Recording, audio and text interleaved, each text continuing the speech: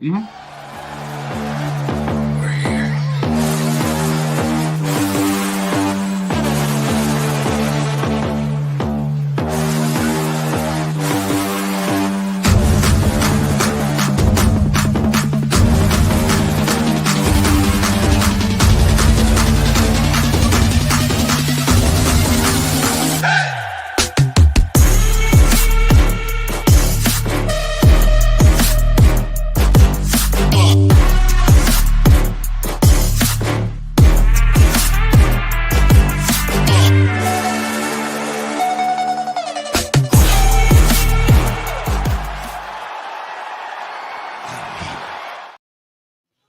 What is going on, everybody? Welcome to the Fireflies Wrestling Podcast. Today is December 8th, 2024, the year of our Lord, the year of the Dragon. We're cutting out the American Dragon because he's retired from in-ring action. We'll say It's the the year. the year of the Ultimo Dragon. Ooh, that's a good one. The year of the Ultimo Dragon. Mhm. Damn. The year of the Scapegoat, Jungle Boy Jack Perry. God, I hate him. Ugh. And yeah, it's the year of CM Punk. Mhm. We'll finish that off, man. It is the year of CM Punk. My God, what a showing he had at Survivor Series. But we're gonna talk about that a little bit later on. We're gonna talk about it. We're not gonna go in depth into it because we got something planned toward the end of the show that is gonna be a lot of fun. Today, we got myself, Sean. We've also got JR. And Chris is going to be joining us a little bit later on. He's got some stuff to do. But in the meantime, and before we get into it, JR, how has your week or 2 weeks been? Well, can't lie, it's been a little up and down the last few weeks, but this week was pretty significant. I am officially now a homeowner. I just got my keys to the condo as of this past Thursday, so I'm officially now going back and forth in between, moving stuff here and there until I officially move into it in the new year. So looking forward to a new adventure there. Been enjoying the time off I've had from work as well. Spent some time with family yesterday. Went to a Toronto Raptors game yesterday. Fortunately, they lost, but it was a good game regardless. Yeah, can't. Everything else has been good, man. Everything's good. That's awesome. Well, first off, congrats on being a homeowner, man. That's Thank you. huge. I myself am a homeowner. It's a big step in the adulting realm. You know what I mean? Mhm. A lot of responsibility, but I'm pretty sure you're up for the task. Um, Yeah. Yep, you're up for the challenge, my friend. And we got Ryan. Ryan's joining us as always. Good What's up, buddy of mine, Ryan? Ryan. What's up, Ryan? How you doing, bud? Uh that's awesome. That's good news. Unfortunately, Toronto Raptors lost last night, but like you said, it was a good game. It was a good game. Yeah, Luca, of course, against the Dallas Mavericks. Of course, Luca did a triple double, and us, of course, he would do it. So that was I was like kind of expected it when I saw the matchup, and then but yeah, no, it was good. It was a good matchup regardless. Yeah. So That is awesome. That is awesome. I had a wild 2 weeks, man. So Thanksgiving, obviously for us Americans, was 2 Thursdays ago, and so I baked all the cakes and the pies for dessert mhm. because I am a baker. I made homemade apple cider that was really good. Everything turned out great. Nice. Um, very next very next day, we jumped in the car, took a 10-hour drive to Nashville to go see my daughter, and we had a blast. We ended up Friday night. We hung out with them for a little bit. Saturday, we ended up, while Survivor Series was happening, we ended up going to see Moana 2. Now, if you've never been to Nashville, there's like your standard mall. There's a mall in Opryland where like the Grand Ole Opry is and all that stuff, and where like the Gaylord Hotel is the biggest hotel in all of America that does not have a casino attached to it. Nice. The thing has a golf course on it, and it has an indoor water park as well as like 15 to 20 different restaurants. Nice. Yeah, Okay. it has a Jack Daniels, like a whole Jack Daniels store. It's wild. I've been there, but I didn't go there this time. And then when we got back, my daughter and I ended up watching Survivor Series, and we had a blast. We had a good time. And the following day, we ended up going to Country Music Hall of Fame. I myself am a huge country music fan. I kind of always have been, and so it was really cool to go see the history when it comes to country music. And I got to see something that is like when I was growing up. This was like not all the craze, but I grew up on oldies and country music, and I got to see Elvis's gold plated Cadillac, All right. and that was amazing. It was really awesome. Got to go see like all the faces that are in the Hall of Fame. So your Merle Haggards, your Dolly Partons. They're putting in Toby Keith this year, so that's pretty Oh, cool. congratulations. Nice. Yeah, Okay. yeah, yeah. Toby Keith passed away this year, and he was kind of like a hallmark for country music. So Yeah. the Country Music Hall of Fame is doing them right in Nashville itself, and it's pretty cool because the Hall of Fame is in a hotel. It's on the bottom two or three floors of a hotel, and then there's a sky bridge that goes from the hotel over to an event center, which is where they host the Country Music Awards. So that was pretty cool to be a part of and be around. And when you enter and exit out of the Hall of Fame, you look right and there's a massive hockey arena where the Nashville Predators play. Yes, the very struggling Nashville Predators, despite Yes. yeah, despite y'all signing my boy Stamkos and all those guys, and yet they can't somehow win for some reason. Yeah. Yeah. But it was a good time, man. Took the 10-hour drive back to Maryland, and I've kind of been just getting back into the groove of things here at home and hanging out. But it looks like Chris is joining us, but he's a little bit busy right now, so we're gonna wait till he gets back. JR, man, what would you say in your opinion? We're gonna jump right into wrestling. What would you say in your opinion was the match of the night for War Games? Who for War Games? If I had to pick the match of the night, I probably would say. Let me think here. So we had the triple threat. We had the. Actually, you know what? I just said it now. The triple threat. The Ludwig, Ron, and Sheamus was Yeah, very hard hitting, very fluent. There was a lot of good chemistry between the three, and then just Breaker just continues to evolve and just show why he's the guy in the absolutely. industry right now, and he's just, man, he's just the sky's the limit for him. So, Yeah, like, oh, Braun is crazy. like, yeah, I know, All but elite that, drowning. yeah, that spear, man, that spear at the end there, that spear at the end to Ludwig, like a Yeah, freaking when he's flying, I'm like, what the? That looked yeah, like, you know what that looked like? That if you play Mortal Kombat, the Raiden torpedo, yeah, it almost looked like yeah. that. Yeah, that reminds me of that. His spear reminded me of. Remember a few years ago where Roman was on the ramp and he was running down and he jumped over somebody and speared. I can't remember who he speared, He's but Baron he Corbin. jumped. Yeah, that's who it was. Corbin. Yeah. Yeah, he speared the dog shit out of him. That's what that reminds Woo! Yeah. Oh man. Jeez. me of. Insane. Well, we are joined by our friend and co-host Chris. What's up, brother? You're what up? You're not much, man. Not much. How's your week been? I felt like it took forever. Yeah, it felt like a slow week.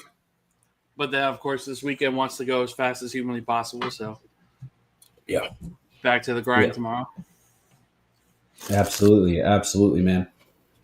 So what would you say, in your opinion, was the match of the night for War Games? Man,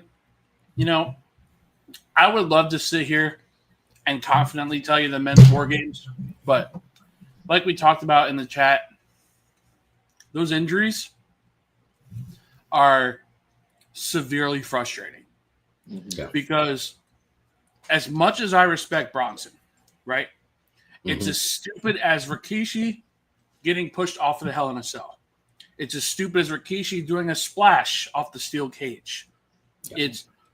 I love big guy wrestling. I truly think it is one of those attractions that, if done right, it could be the best thing on the fucking show. But Yeah. in this instance, we had him not only miss a splash, which, that was by proxy, but have a horrible, horrible landing. His landing was arguably worse than Edge's was. Yep.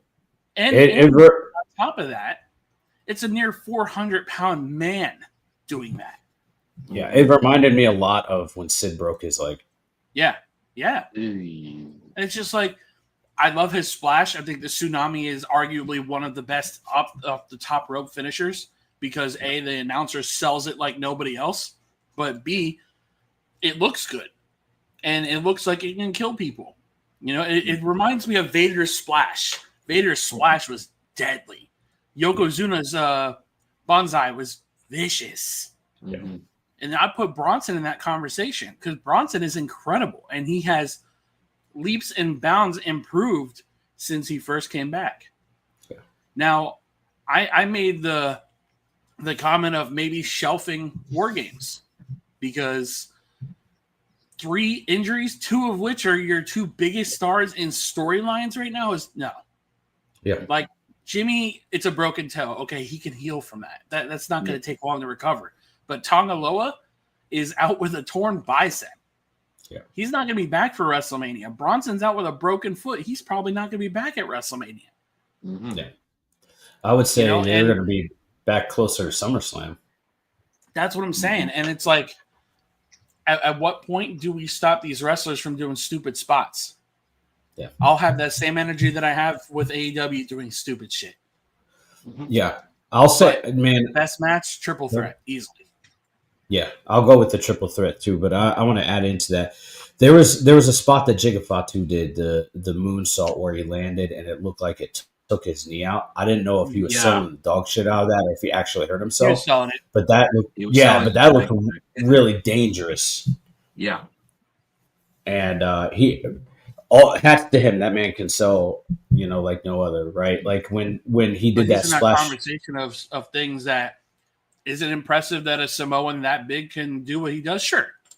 Yeah. But what truly separates him from anybody who's on the AEW roster besides presentation? And I don't mean that in a disrespectful way. Yeah. I mean in a great example. How many people in AEW can do an over the top rope move? Almost everybody.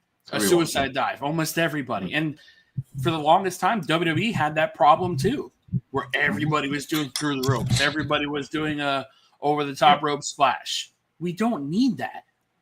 Nope. When Braun did it on top of all those security guards, probably the safest fall humanly possible. Mm-hmm. But we don't need shit like that on a, I don't want to say a daily basis, but on like a reoccurring in such short spans. Like he just did that car spot. Mm-hmm. You know what I mean? Yeah. I will say that one thing I have noticed is that Jay has started to slow down. Mm-hmm. He's starting to pick his spots, pick his moments. It's not reckless. I remember 2 years ago, Chris, you and I were having a conversation where we were talking about, what we're going to talk about today, best tag teams of all time. And you said, you love the Usos, but it's Super Kick City that you can't stand. It's a repeating move. I can't tell you how many times I've seen more than 2 super kicks in a match from Jay recently. Yeah. And that's great. I'm glad. And you know why? It's because that's the entire Samoan dynasty's niche. Besides Roman, besides The Rock, everybody else can do a Samoan drop. Everybody else can do a Uranagi. Everybody else can do a fucking super kick.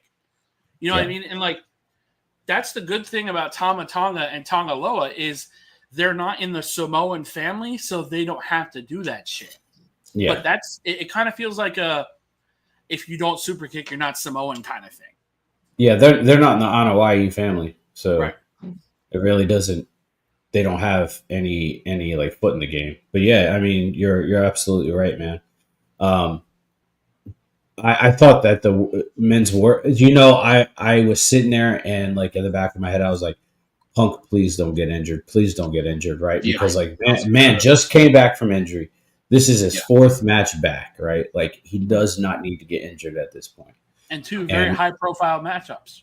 yes, yes, Hell in the Cell and then War Games. Like I was all for him being in there, but it's like he didn't need to take any unnecessary spots, any unnecessary bumps, and he didn't. And I'm really happy yeah, that he did. yeah. That's good. That's good. Yeah. Yeah, I thought that the end of the match was great. I thought, Beginning to end, match was fantastic.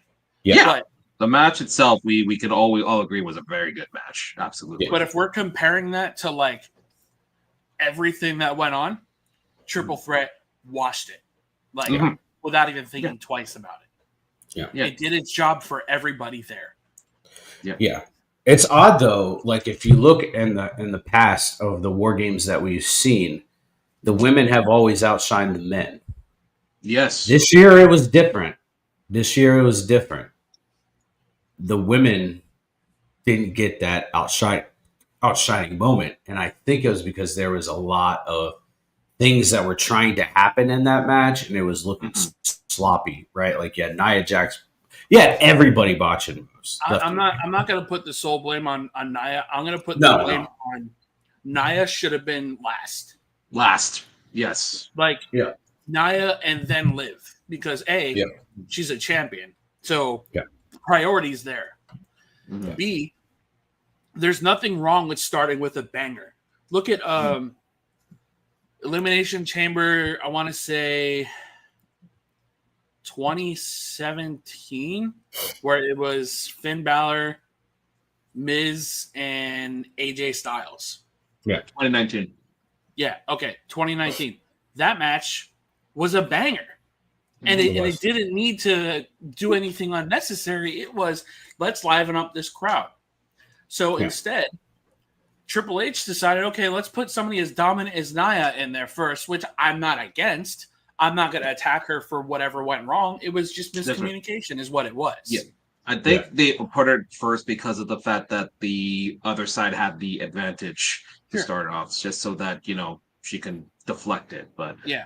Well, even then you got it was kind of suspect when we found out that Nia was starting the matchup, which is kind of weird. yeah. It in my opinion, it should have been Raquel in first. Just my opinion. Yeah, Yeah, that, 'cause that she's would have not- made more sense. Yeah, that would have made more sense. Yeah. yeah. She's the bodyguard, right?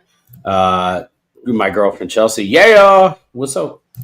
Anyways, so we're gonna move on, and we're gonna do today in wrestling history. We're gonna move away from Survivor Series, and we're gonna talk about today in wrestling history. What you got for us, Gr?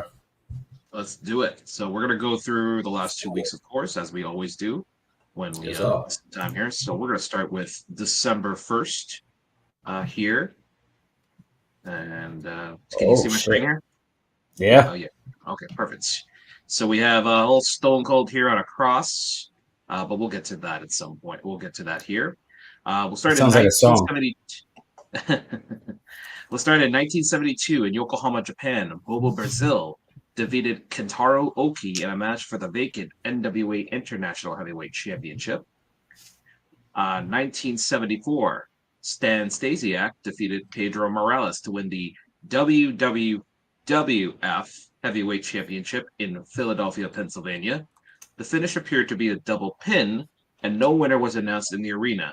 Instead, Stasiak was confirmed as the new champion on television that weekend. The change was done in this unusual way to move the title from Morales without fans in the arena rioting, which was a legitimate concern. Okay, interesting. What country was that in? This was in Philadelphia, Pennsylvania. Okay. All right. 1998, WWE pushed the envelope in one of the most infamous incidents of the arena at the conclusion. Incidents of of the arena at the conclusion of an episode of Monday Night Raw. After Stone Cold Steve Austin and Mankind had defeated The Undertaker and The Rock, Taker raised Austin up on a giant version of his cross symbol, arms spread eagle for what looked, for all intents purposes, like a crucifixion. WWE, of course, refuted these connotations, but it seemed clear what the symbolism was intended to represent. Hmm. We did that a couple of times, actually, if I'm not mistaken. There. ECW did it as well. I was literally Oh, just yeah. going to say, I don't think anybody did it worse than ECW. Oh, Oh, yeah. Oh, yeah. The barbed Raven wire and thing. Sandman, I think it was. Yep, Yep. that's right. That's right. Yeah. That's what dissuaded Uh, Kurt Angle from joining Yep. ECW. ECW, that's right. Yes, that's right. 2012, Adam Cole defeated Kevin Steen, aka Kevin Owens, in Reseda, California, to win the Pro Wrestling Guerrilla World Championship in a guerrilla warfare match. 2013, Davey Richards announced that he had left Ring of Honor. He would soon sign with TNA Wrestling alongside Eddie Edwards as the Wolves. Good tag team there. Yeah. 2019, WWE presented their Starrcade Network special from Duluth, Georgia. A low-key event of which only 3 matches were broadcast. Was headlined by Bobby Lashley defeating Kevin Owens by DQ. Can't remember what the other matches were on that one, to be honest, but Dumb. interesting. Very forgettable. Yeah. Yeah. I forgot about that too, to be honest. You're there. 2020, on an episode of Impact Wrestling, Jazz made her debut for the company, teaming with Jordan Grace in a successful outing against Renee Michelle and Killer Kelly. So that's for December 1st. And notable birthdays, we have 1987, Eric Bugenhagen, a.k.a. Rick Boogs. 1971, Trinity, a.k.a. Sorry, is that Naomi? I think that's Naomi. Yeah. I'm not sure. Yeah. Oh, it is? Okay. All right, got it. Dave Sullivan, 1957. And Klondike Bill, 1931. So What that would you is- do for Klondike Bill? Oh, nice. Oh, I just got that. Thank you. All right, perfect. All right, so then we go to, let me get to the next one. Here, stop that real quick here and then share screen. And then we get to December 8th for today. Let's go to 1994. At a WCW Saturday night taping in Atlanta, Booker T and Stevie Ray, Harlem Heat, defeated Marcus Bagwell and the Patriot, star aka known as Stars and Stripes, to win the WCW World Tag Team Championship. The match airs on January 14th, 1995. Okay, that's... Oh, okay. Okay, I guess they taped it, whatever. But anyways. 1997, the night after defending his Intercontinental title against The Rock at D-Generation X in Your House, Stone Cold Steve Austin surrendered the belt to the same opponent rather than facing him in a match, declaring that he had nothing left to prove before hitting The Rock with the Stone Cold Stunner and subsequently dumping the belt in a river the next day. In reality, the scenario enabled Austin to drop the title and begin his pursuit of the WWF Championship without suffering a momentum-draining loss on the road to WrestleMania. I remember that. He goes, I don't want this belt. You can have it.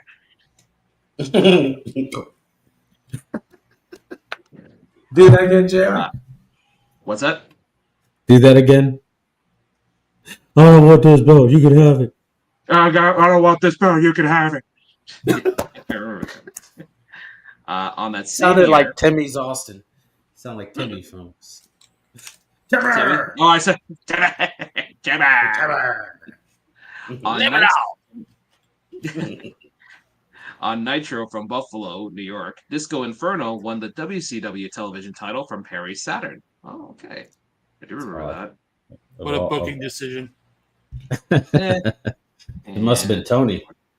Yes. Not Khan in this case here. Shivani. 2005, ABC Television announced that Stacy Keibler will be part of the new series Dancing with the Stars. She would eventually finish third and make the finals of the competition. Oh, I believe Emmett Smith won that year, if I'm not mistaken. She's got legs. And she knows how to use them. There it is. 2006, WWE taped Tribute to the Troops at Camp Victory in Baghdad, Iraq. On the card, John Cena defeated Edge, and The Undertaker defeated Johnny Nitro. The show would air in the USA on Christmas Day. Hold on. Is it Johnny Nitro? Beat? Johnny You said Nitro? Johnny Nitro? What's that? Yeah, Johnny Nitro. Yep, I that's right. fucking hate Vince McMahon, bro. Oh my god. Yep. Jesus. What a fucking 2008. weirdo. 2008, for the first time since 1997, WWE brought back the Slammy Awards on an episode of Raw. 14 Slammys were awarded in total, including Superstar of the Year to Chris Jericho. Oh, great. Tag Team of the Year to John Morrison and The Miz. And Match of the Year to Ric Flair versus Shawn Michaels at WrestleMania 24. I'm sorry, I love you. Okay. 2014, the Slammy Awards once again took place on Raw. For the first time in company history, awards were decided by fan vote. Roman Reigns won Superstar of the Year, and the This Is Awesome Moment of the Year went to Sting debuting at Survivor Series weeks prior. Give you that. Yeah. Roman winning. Air Yeah. quotes. That's where he started his big dog, whatever. Big dog. Yeah. Timber. I think 2015. Superstar of the Year should have gone to Bray Wyatt. Yeah. That year, yeah. That's the fan votes, so you know they won't vote for the right thing. Sure. Uh, Fan vote. 2015, Tribute to the Truth was taped in Jacksonville, Florida, with an air date in the U.S. of December 23rd on NBC. The main event was an enormous 16-man tag team bout that saw Roman Reigns, Dean Ambrose, the Usos, the Dudley Boys, Ryback and Kane defeat Rusev, Sheamus, Alberto Del Rio, King Barrett, Bray Wyatt, Luke Harper, Eric Rowan, and Braun Strowman. So the team that was meant to make Roman look strong versus Roman Reigns. Got it.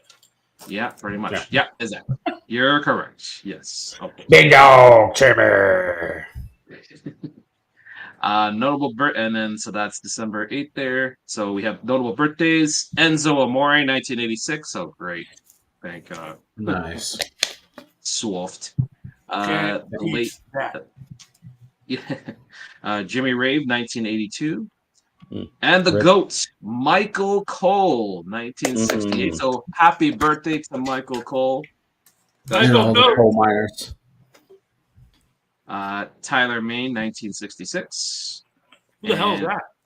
I have no idea. The rapper. Toshiaki Kawada, 1963. Slick, 1957. That was that old 90s manager there from the 80s and 90s there. Yeah. And Gama Singh, 1954. And that is your day in wrestling. Man, that was awesome. That was awesome. Going back to some comments. We got Michelle, always here from Ohio, Northwest Ohio. What's up, Mama Michelle? Oh man. That was some stuff. That was some stuff in Today in Wrestling History. So going on to Monday Night Raw, man. Monday Night Raw is chaos. Chris, what you got? I was going to say, before we cover anything, this might be one of the best Monday Night Raws they've ever put out this year. Like wrestling matches aside, because truthfully, I don't remember any of the wrestling matches. No. Besides, was this Gunther and Dom? In this? Yes. Okay. Yeah. Everything outside of the wrestling in the ring, bro. When we get to talk about it, sheesh. Jesus Christ. Yeah. So I was driving back from Nashville when this started, so I had it on. No, we're talking about last week's Raw this past Monday. My good friend Amanda. What's up, Amanda? How you doing? Anyways, so I was driving back from Nashville when this all started. I was in Virginia at that time, and I had it playing on Sling TV on the radio in the car. Everybody was so elated to hear wrestling instead of music or podcasts. Anyways, we had Punk open up the show, and Punk pretty much talked about everything that unfolded at War Games, and Seth interrupted him. Can you see it? It's supposed to be right there. Can you see it? It's not there yet. Oh, right there? Yeah. That right there? Oh, okay. Anyways, so Punk pretty much started out by saying, all he wanted next was a championship. Rollins came out. My God, these two put on a fucking clinic. Mm-hmm. Because it wasn't a promo. That shit was real. Mm-hmm. And I saw somebody say they should create a stable about getting judgment or getting retribution or whatever on CM Punk, and it would be our swordsman, Seth Rollins, Mm-hmm. and there's one more person I can't remember. But they all lumped them together, and I was like, yeah, that'd be a great stable. But anyways, it led into a brawl between Punk and Rollins, and it looked like it didn't look kayfabe at all. That shit looked like a shoot. Well, yeah, especially if they're doing this. Yeah, So, dude, dog, tell me why CM Punk looked like his dad. Man, that's what I love Punk, man, but like that's why he failed his MMA career. He know how to square up properly. Anyways, we saw Jay and Sammy come out and pull them apart, and they teased them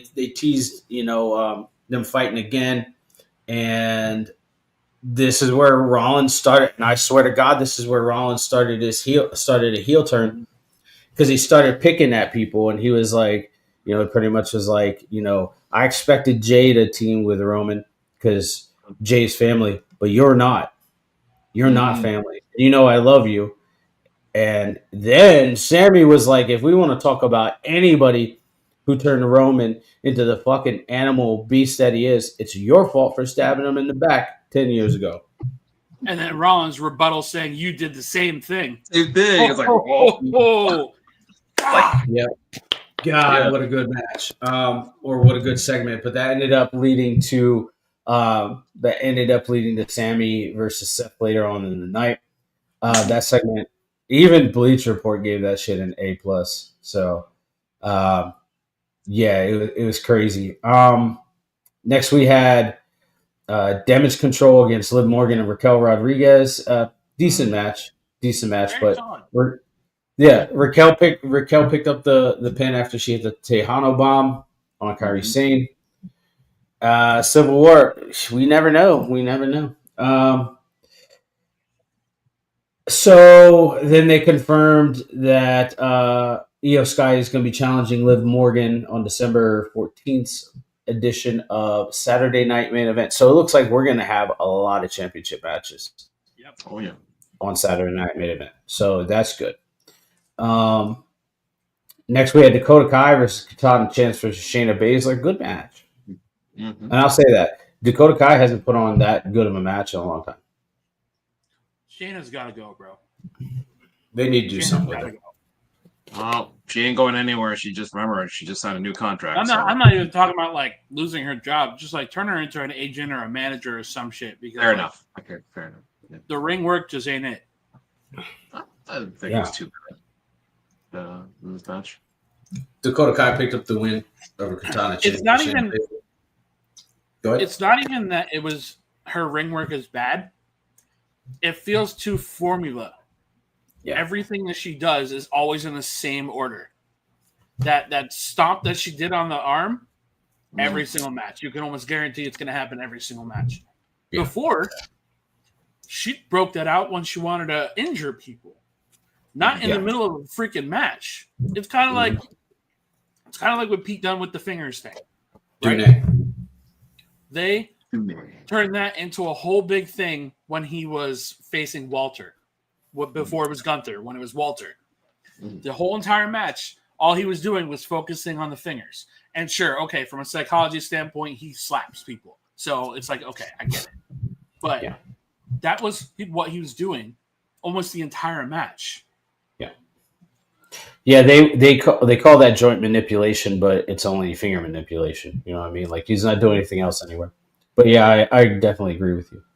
Next, we had the segment. I swear to God, this was the best segment of the whole night. It was 10 years of the New Day. And God damn, I thought for sure Woods was going to turn on Kofi or Kofi was going to turn on Woods, and that's not what we got at all. They came out. They came out separately. Well, no, they came to the ring or to the stage separately. Mhm. They came down to the ring. They listed their accomplishments. They thanked the fans. They said, we couldn't have done it without you. Power of positivity. But, Woods and I have been talking. And then Big E's music hits. Yeah. Look, on this show, we didn't call this happening. And I'm gonna say this. This No. is Nobody. swerve of the century. Big E came out and he listed their accomplishments and he said, without, you can't let this, bit of defeat get in the way of what you've done. And I'm going to be in your corner every single week to cheer for you. And what was the next line out of Wood's mouth? Now you want to support us? Yeah. Oh my. And they and Woods and Kofi, I've never seen Kofi a heel. Like even when they debuted as a heel group, I don't think Kofi was a full-fledged heel. He was a tweener. Nope. Yep. He went full ass heel. And I loved it. Right? I loved every bit of it because he said, you broke your neck. Austin broke his neck and he came back. No. So he said, you broke your neck. So what? So what? Like, my jaw dropped on the floor. I'm like, dog, there is no way this man just said that's a Big E. Like Kofi Kingston. Seriously. Yeah. And he was like, Austin broke his neck and he came back, and he started listing all the people that broke their neck and came back. Yeah. And he was like, you could come back if you wanted to. And then Woods came out and said, let's be real. You're never going to get medically cleared. So go back to your comfy desk job and we'll call you when we need you. Mm-hmm. Then Bringing up his girlfriend and everything. goes, yeah. He was like, you chose your girlfriend over us. Oh, It's Mia Yim's sister, by the way. Yeah, Mia Yim. People should know. Big E came in for a hug. Kofi stopped him. Yeah. Said, get out of my ring. And Big E was like, fine. He played it perfectly. Yeah. Michelle says sad that it was sad. It was definitely a sad segment, but a very good segment. Yeah. And the craziest part about this segment was not only did nobody predict this, but people from outside of wrestling fandom was talking about this shit for 72 hours. Yeah, they were like trash talking Kofi. It's like, and Woods and all that. It's like they're saying like comments like, "I hope you don't." It's like the sister of the Big E's girlfriend or the sister, Mia Yim's sister was like, "Oh, I had to. Oh, I was gonna invite them to dinner, but thank God I don't have to make a meal for Kofi's vegan palate and Xavier Woods' bland taste." And they kind of went back and forth. It was great. Dog, and what blew me away, and Bleacher Report brought this up, was Woods said, when I tore my Achilles tendon off of the bone, I came back for you. Mm-hmm. And he was like, we didn't change. We didn't evolve at our own deficit for you because we waited for you to come back so that you had a light on to have a place that sounded familiar. Mm-hmm. My fucking God, dude, what a segment. And I'm going to say this.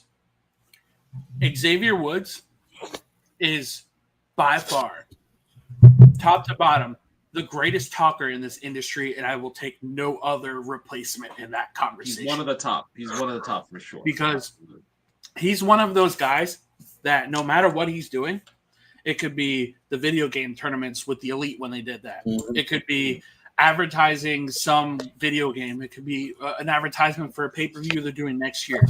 His own channel. Man makes you feel every ounce of everything he's saying always. Yeah. No, look, you like Sean said, his up, down, down channel. You look at his little rivalry with Tyler Breeze there. It's like stuff of legends because they go back and forth with their promo work / friendship and all with everything that they do. It's amazing what we don't give Woods as much credit as we should. Right. To be honest with you. Yeah. And he deserves a lot of credit, especially coming from TNA, where he was literally just a sidekick for all the time he was in TNA. And then he comes to WWE. He's a sidekick to start off. But then as the years progress, they believed in him. He kept talking. We listened. He had his own channel, obviously. We saw the different side of him. He has a PhD, of course, so we know he's a good talker as well. So it's like in psychology, nonetheless. That's right. Dude, and I would be bold to say that like you can put him in the ring with The Rock, and I think he would go bar to bar with The Rock. Yeah. Michelle says, guys, I'll be lurking and listening. Laundry and tree decoration is calling. All right, have fun. We're going to be here. We're going to be talking about wrestling. But anyways, I think one of the other lines that stood out to me the most was he was like, everywhere we go, fans say, we miss E. We miss E. When is E coming back? And he's like, like, we don't miss you?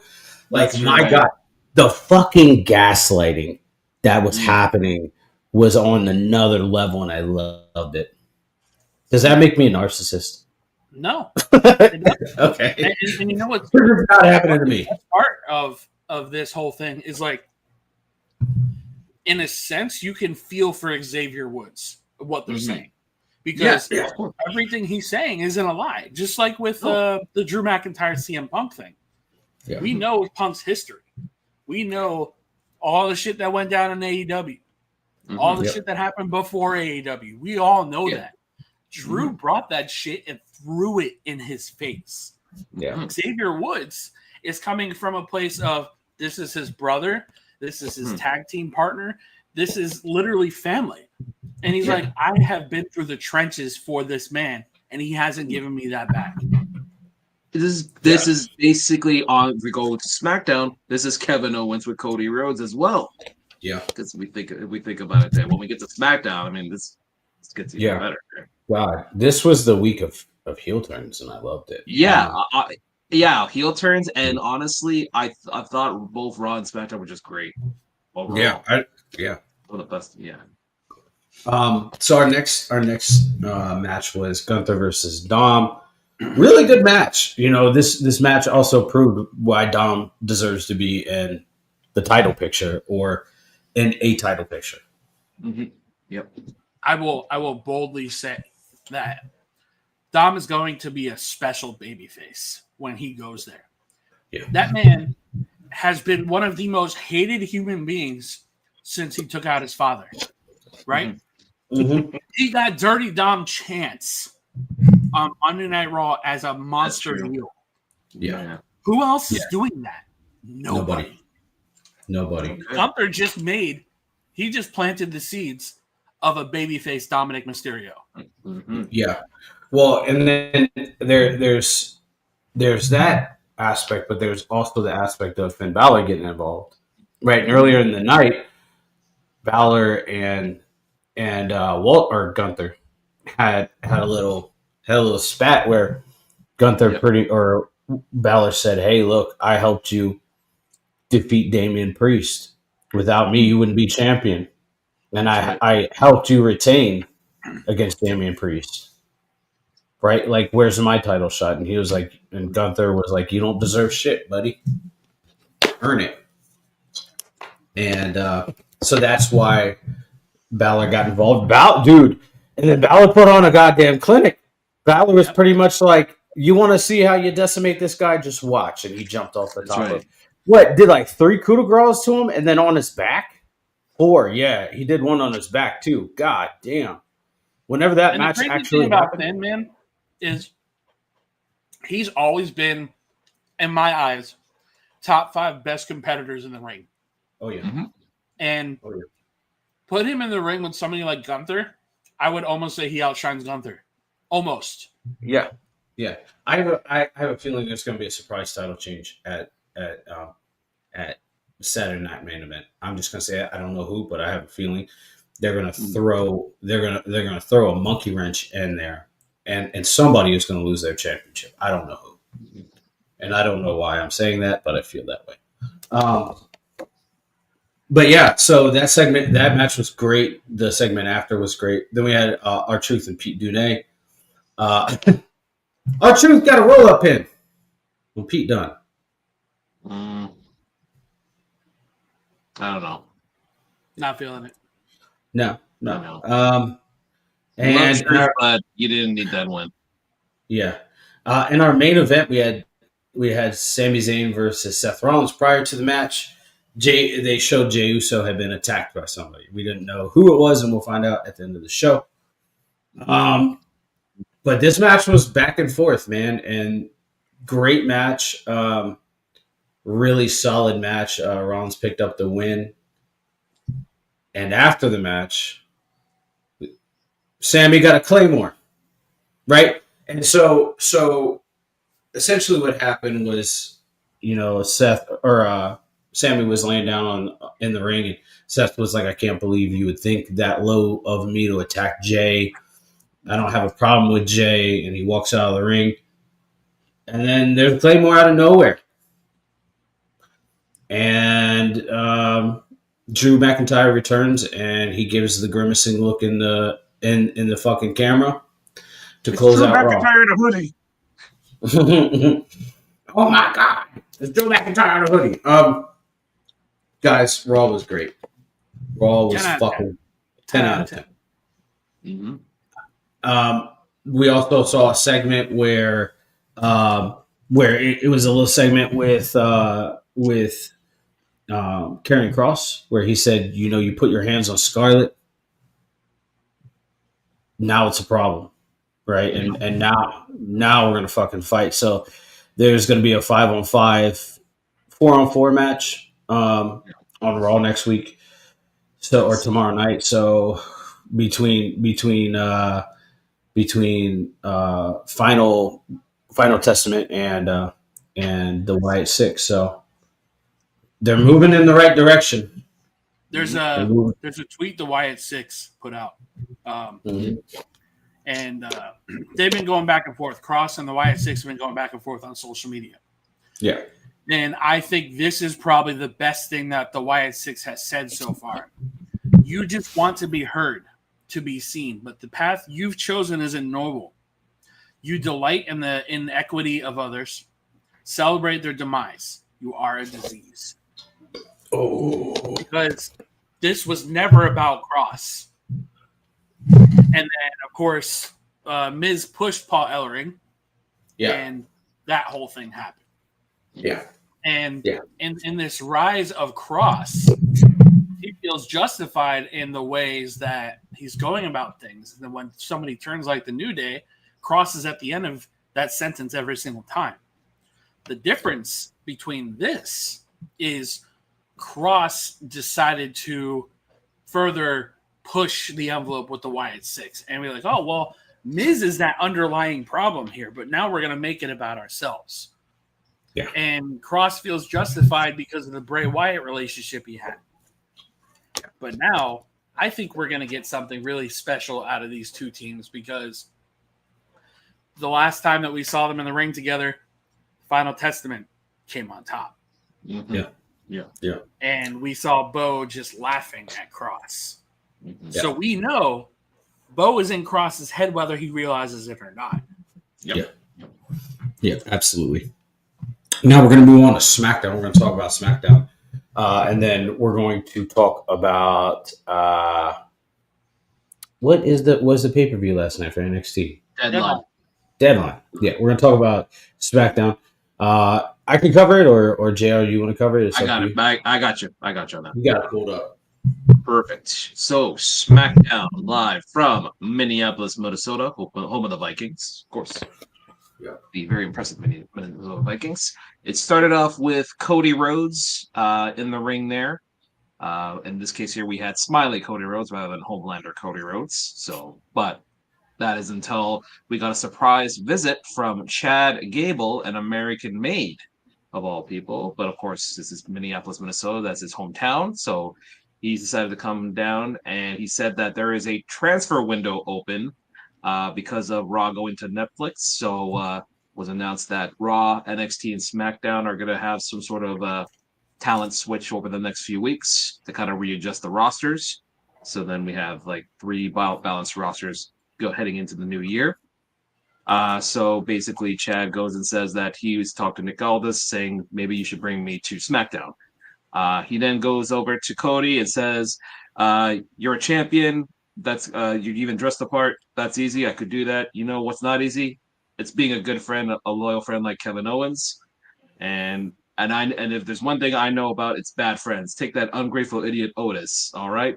When I was at rock bottom, he left me high and dry. The same thing you did to Kevin Owens. So basically tells Cody that what you're getting from Kevin Owens you deserve. And then Cody kind of does a funny comeback. It says, "Terrible friend, superficial. I deserve that. That's a good point. You guys will be my friend, right?" The crowd goes, "Yeah." It's like, kind of counteracts it.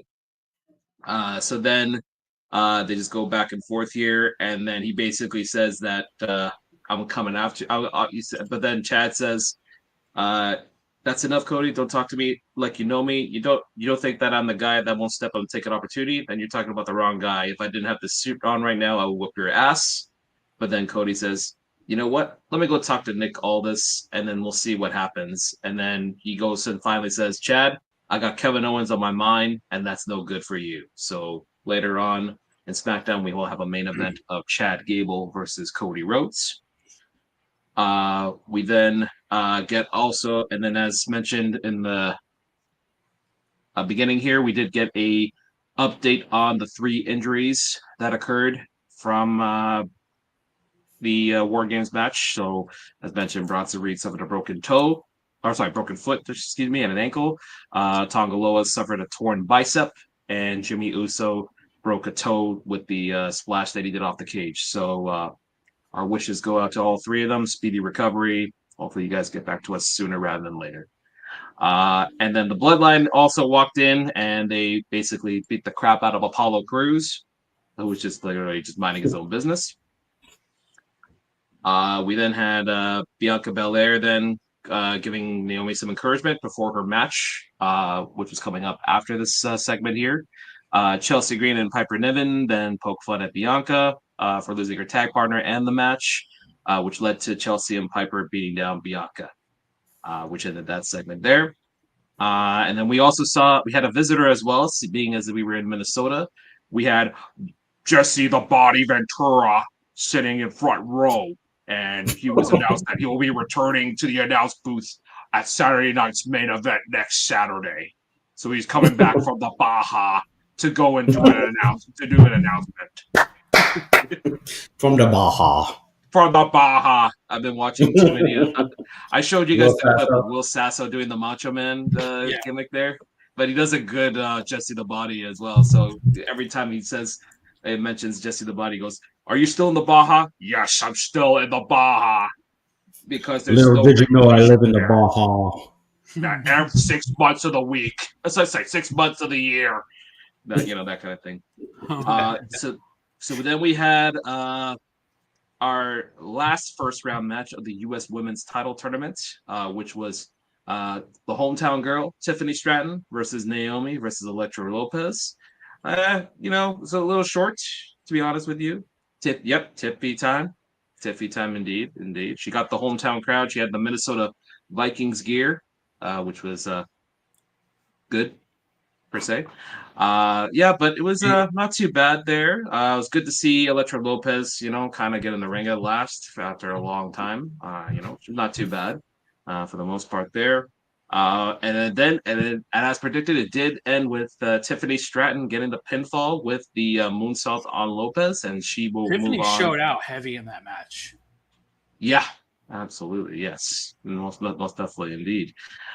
So she will now meet Michin next week for the right to compete on Saturday night's main event to become the first ever United States champion for the women's side. In the Baja. Yeah. In the Baja, that's right, in the Baja.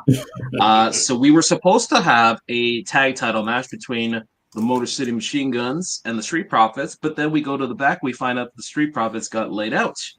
But then all of a sudden, Johnny Wrestling there comes out and says, "Oh, why don't we take their place? We'll face them." And then Nick goes, "I don't know." And then Alex Shelley goes, No.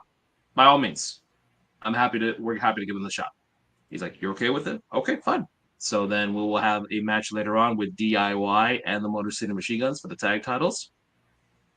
We then have Bianca Belair go up against Piper Niven in a very solid match once again. Solid. Yeah, shout out to Piper Niven there. She's Bro, always I shows think up that there. was my favorite Piper match since her match against Kaylee Ray. Mhm. From the back in the UK days. NXT Yeah, UK. Yep. NXT UK. yeah, yeah. NXT UK. Yeah, but very good stuff there. Had a very impressive little finish there with Bianca throwing what you call it, Piper Niven on top of Chelsea Green. Which, by the way, Chelsea Green, ooh, respectfully there, My that outfit. goodness. Nothing but Uh, respect. yeah, nothing but respect indeed. She then tells Byron Sexton that whenever she finds out who attacked Jade Cargill, it's on site. So we still don't know who attacked Jade Cargill. Luckily, we know it's not an injury, thankfully, because apparently, a lot of dirt shits think it's an injury, but it's actually not. It's actually for I can't believe storyline. Meltzer reported that shit, bro. He's an idiot. Yeah, of course he did. Whatever, just to get clout. No, but she's not injured. It is just for storyline, thankfully. So we will see her back sooner than later, of course, once we find out who it is. We then have Shinsuke Nakamura. Come out there. He did his very cool entrance there. By the way, what do you guys think of Shinsuke's new entrance there? His Love new it. kind of like Top of the line production. Yeah, very very cool. I think someone said that it's kind of like a combination of Darth Maul and Shredder almost. If you think of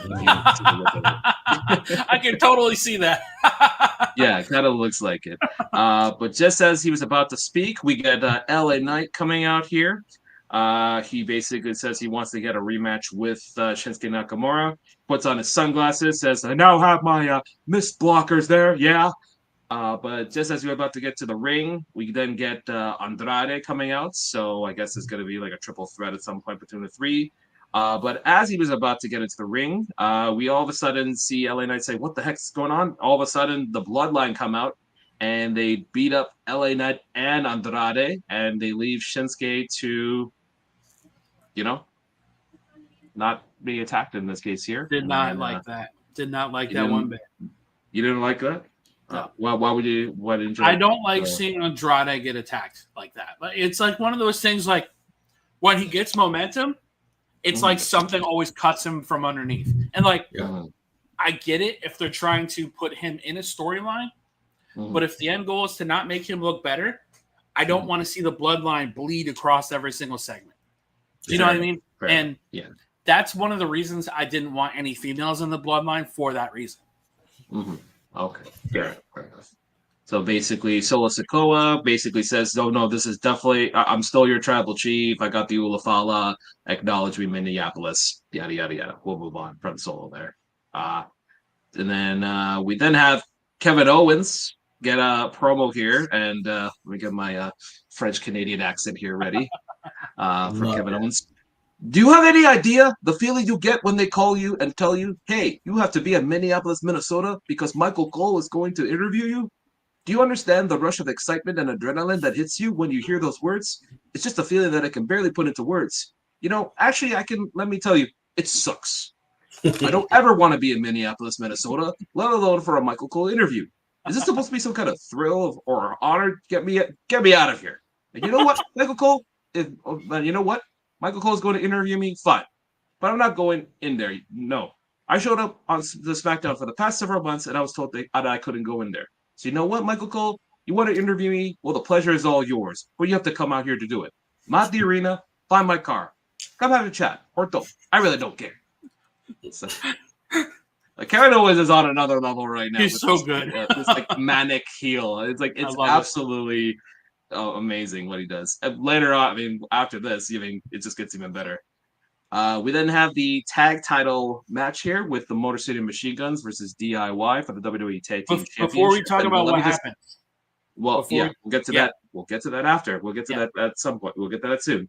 Let me just say this. Motor City Machine Guns continue to just impress me with their tag team moves there. It's just amazing.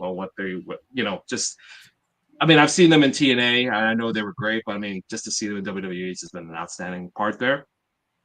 But as expected between the four, great chemistry with the four there, good stuff there. We then had a surprise finish, though, a very surprising finish. So, uh, Ciampa tags in Gargano. Gargano rolls Shelley back into the ring, and then Ciampa gets into a shoving contest with Gargano. And Shelley with an inside cradle for a 2 count. Shelley hits with a flatliner into the middle turnbuckle pad. But then Shelley then tags in Sabin. But then Ciampa, as he grabs a steel chair to distract the referee, Gargano gets a low blow out of nowhere. Mhm. So nobody saw this coming whatsoever. Again, You then see the old way Gargano, like kind of resurfacing in this case here. He tags in his partner. They do the meeting in the middle, and we have new WWE Tag Team Champions in DIY. And let me just say that I did not see that coming whatsoever. I thought we all thought it was going to be just Tommaso Ciampa breaking up the Blackheart, but now it's the Blackheart with the way Johnny Gargano yep. combined into one amazing force there. And the fact that you were able to turn DIY now into a very capable heel team now is, I mean, So kudos. two things I want to say on this segment. So when the whole New Day thing went down, Ciampa had tweeted, "I broke my neck too," followed by a black heart. So, I remember that. He more or less planted seeds without everybody knowing about it of a heel turn. And I think, and another thing I want to say is thank you, Triple H, for proving me wrong about Gargano, because I've expressed to you guys how worried I was for his future. And when the whole heel conversation came up, it's like, I don't know if Gargano is savable at this point because nobody cares. It's like, yeah. And this is the genius of Triple H. He got both Johnny Wrestling chants and turned the fucker heel within 5 minutes of each other. That's right. I'm like, bro, what the hell just happened? And I think that is one of the most well executed heel turns I've ever seen. Very, very good. Yeah, very, very good. Whoever wrote that there, it was probably Drake Maverick, to be honest, because he's one of the writers there. Who he's doing a good job there, of course. But great job there overall there. So I love the fact. Remember what I said, that there's been a kind of a imbalance between heel and babyface when it comes to the roster. I like the fact that they're kind of balancing it out now, especially with the New Day turning heel and DIY turning heel, so that now evens it out sort of a bit. So that's good to see. I feel like for me, man, when it comes to like heel turns and all that, I feel the slow burn direction is the right way to go on most cases. Yeah. I still think the Dominic Mysterio heel turn is probably the top of the best heel turns they've ever done. Well, you turn against your own father. Of course, you're going to be the massive. Yeah, and him just like clotheslining the piss out of his father, like Batista style. So good. You're supposed to be my friend. And then we get to my favorite segment of the week here. Michael Cole goes outside. He sees Kevin Owens in the rental car. He goes, "No," it's like, "Why don't you come inside?" "No, come on in. I have a Toasty 68 here in this car." So he goes in, and then I'll read the whole interview right here real quick.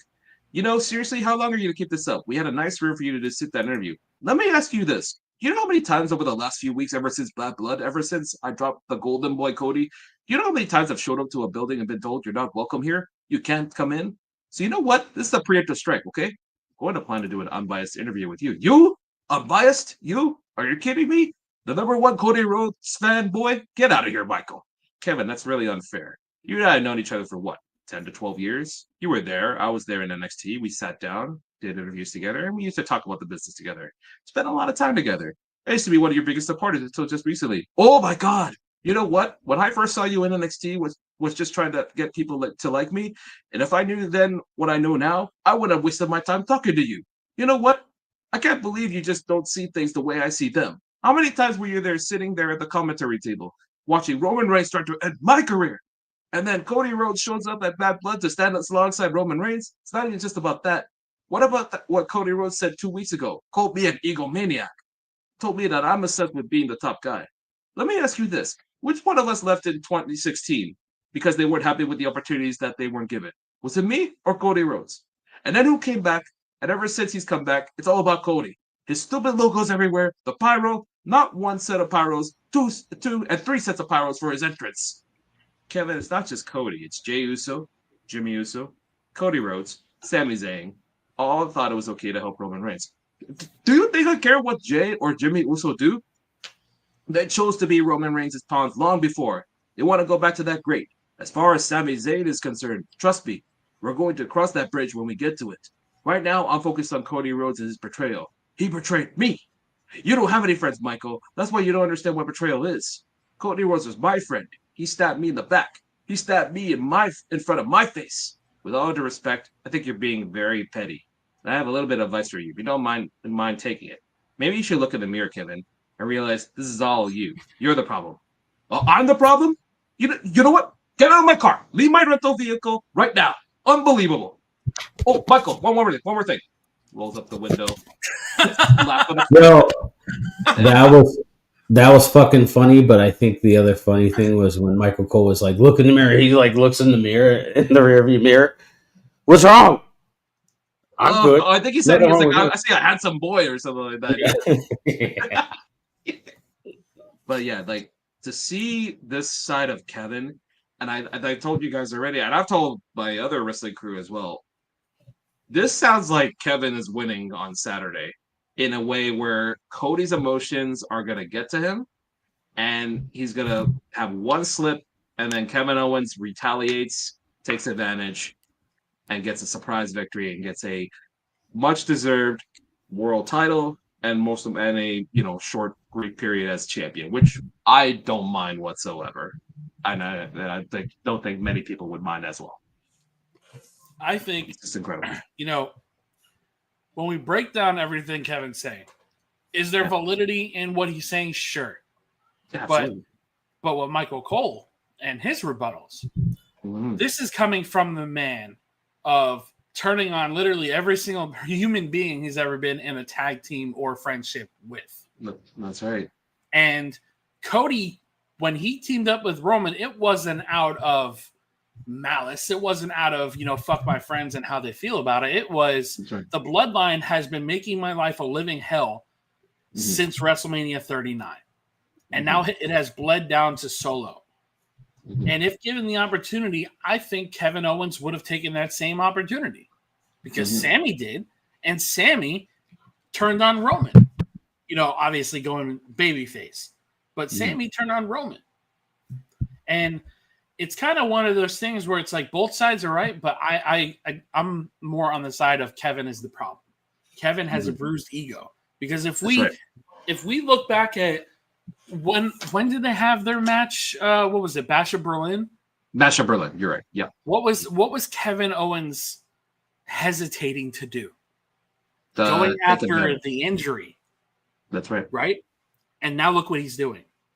Kevin is essentially a hypocrite because Kevin was going to do that. And you saw that piece of Kevin coming out and he's like, oh no, this is my friend. I can't turn on That's it. Right. That's right. So it's like, I think all the things that Cody has said to him has been 100% valid, especially the fact that Owens hasn't held gold since 2015. And reminding Kevin of that failure turns up that ego in Kevin's mind, like, damn, well, I gotta be pissed off at Kevin Owens or at Cody Rhodes no matter what. Because who attacked who at after one of the pay-per-views? After Brad Blood, it was Kevin Owens that attacked the Cody. And then he attacked Randy Orton, who was the innocent bystander. Yeah. That's right. With the pile, with that bad move there that all Elite kicks out on that too, of course. In this case, yeah. But we're not going to talk about them. We then get the announcement of the two matches, as mentioned, of the U.S. title picture there. So we have Tiffany Stratton going against Michin next week, and Bayley going up against Chelsea Green. The winners, of course, will meet at Saturday night's main event to crown the first ever United States Women's Champion. We then have Gunther having a brief conversation with Nick Aldis there, and then Carmelo Hayes then comes up. He goes, He takes issue with Nick Aldis talking to Raw superstars instead of his first round draft pick. And then Nick says, wouldn't mind having Melo go to and becoming Adam Pearce's headache because it would be full of balloons and cakes, some sort of comment, which got a good laugh out of me. But then he goes, you know what? I have a special opponent in mind just for you, Melo. So the gears are running of who the opponent is. So some people say it was Penta, but I think it's not because They did specify new superstar though. He just specified new superstar. So here's what I think it is, because he said it's a special opponent for him. I think it's gonna be Trick. Bro, that would be fucking insane. I think it's gonna be Trick. Yeah. But since the deadline result, which we'll get into, would you have Trick go against Melo? I don't know if I run that back. No, just as a surprise. It's an opponent just for him. So for this occasion, that's fine in this case here, just to surprise him, and then we know at that point Trick is coming to the main roster, but like not till later on in this case here, which is Trick wouldn't be a bad idea. Yeah, it's like kids. It's opponent specifically for him, so somebody he knows essentially. So it's Trick, or I mean, it could be a surprise. Maybe it is someone that we don't know. So it makes Prayer Circle on Penta. Prayer Circle on Penta. Yeah, so it makes SmackDown intriguing, of course. I mean, especially the SmackDown prior to Saturday night's main event, which makes it very interesting there. Main event, we had a very solid match here. Cody Rhodes going up against Chad Gable in the main event, and Chad Gable giving some props there. Well done, of course. We had Chad Gable. I'm sorry, we had Cody Rhodes getting the win there. We then at the end, though, had a surprise visit from Kevin Owens, who actually went into the arena. He stomped on Cody Rhodes' foot because his foot was being attacked during the match there. And then they just went at it like freaking brawl for all kind of style. Can we talk about how good that match was with Gable? Yeah. That match was masterclass. Like really, really good. I mean, it's the Master Gable, of course. It's Chad Gable there. Thank you. Exactly. You get a new contract, and look at that. You get a main event match with Cody Rhodes. How do you like that? Buddy. There you go. And go ahead. Sorry, I was just gonna say, and this is the distinct difference between Cody and Roman. I'm not gonna sit here and say that Cody's better than Roman or Roman's better than Cody, but I think there's more positives out of Cody's title reign than there was with Roman, because yes, Roman started in the pandemic, so I get that part of it. But Cody has matches on SmackDown elevating talent. Yeah. Was Roman elevating talent outside of the bloodline? Not really. He did sort of give a rub to Montez Ford once, but and then nothing ever happened. But it's very rare. Yeah, I agree with you on that. Yes, I think everybody who has been in some form of a match with Cody, outside of AJ because he got hurt, has benefited pretty heavy. Yeah. Carmelo Hayes is a perfect example there. Right. I mean, exactly. Twice, not once, but twice. Yeah, but of course he's buried. But I mean, that's another story. No, but I mean, Melo's got a good future there. Obviously, they have a high praise for him, so that's good. It's good to know that they have a high praise. But yeah, that was Friday Night SmackDown from Minneapolis, Minnesota. All right, so we're gonna get into Deadline, huh? Let's do it. And I just finished it just before we got on the air there. So yeah, So what did you think before we get into the results? So solid pay-per-view as expected with the matches there. Did I go for 2 for 2 on my predictions? Did I not go 2 for 2 on my predictions there? Yeah. So it was very, very good stuff there with all 5 matches, I should say. Yeah. Very good stuff. So we started off the match with the men's Iron Survivor match. We had Javon Evans and Wesley start. Great back and forth between the two. Right. Wesley ended up getting the first fall. Evans immediately going into the penalty box. Then we had Nathan Frazier, who, my God, man. Nathan is a very, very special talent. I think he's one of those guys that moves so fast, but everything is so precise. And it's scary. Is it scary that I see Seth Rollins in him? I know he Yeah. trained him and all that, but it's Mhm. scary to see that I'm like, dude, is this like Seth Rollins point 2.0 there? It's what Yeah. JD McDonough is to Finn. Is how Oh, I fair is enough. how I look at Oh, Nathan. that's a good comparison. Yes. Okay. Yeah. Um, so we had a nice little back and forth between Lee and Frazier. And we had next up we had Ethan Page come out. Who again? Shout out to Ethan Page, man. He's so great in Jesus this match. Christ, Yeah. I will forever say that. I know everybody's so high on Jacob Fatu, but man, I, Ethan Page, in my opinion, is the best yeah. signing that they've made in a while No, it's because one of those he's under the radar. literally well Yeah. rounded. It's like I don't think nobody expected him to even come here, to be Right, honest. And then, right. but I mean, some it was under the radar, and like Ethan, once again, just shows how good he is, Right. both on a performance wise, but also on an entertainment wise. Because like the things he did in that match were so funny. Yeah. Frazier immediately pinned him. So it's That's the one of them. 1-1. Yeah. Yeah, So it's Lee and Frazier. Um, nice little back and forth outside, everybody brawling. Then we had the returning ruler of NXT, Oba Femi. Everybody's facial expressions when his music. yeah.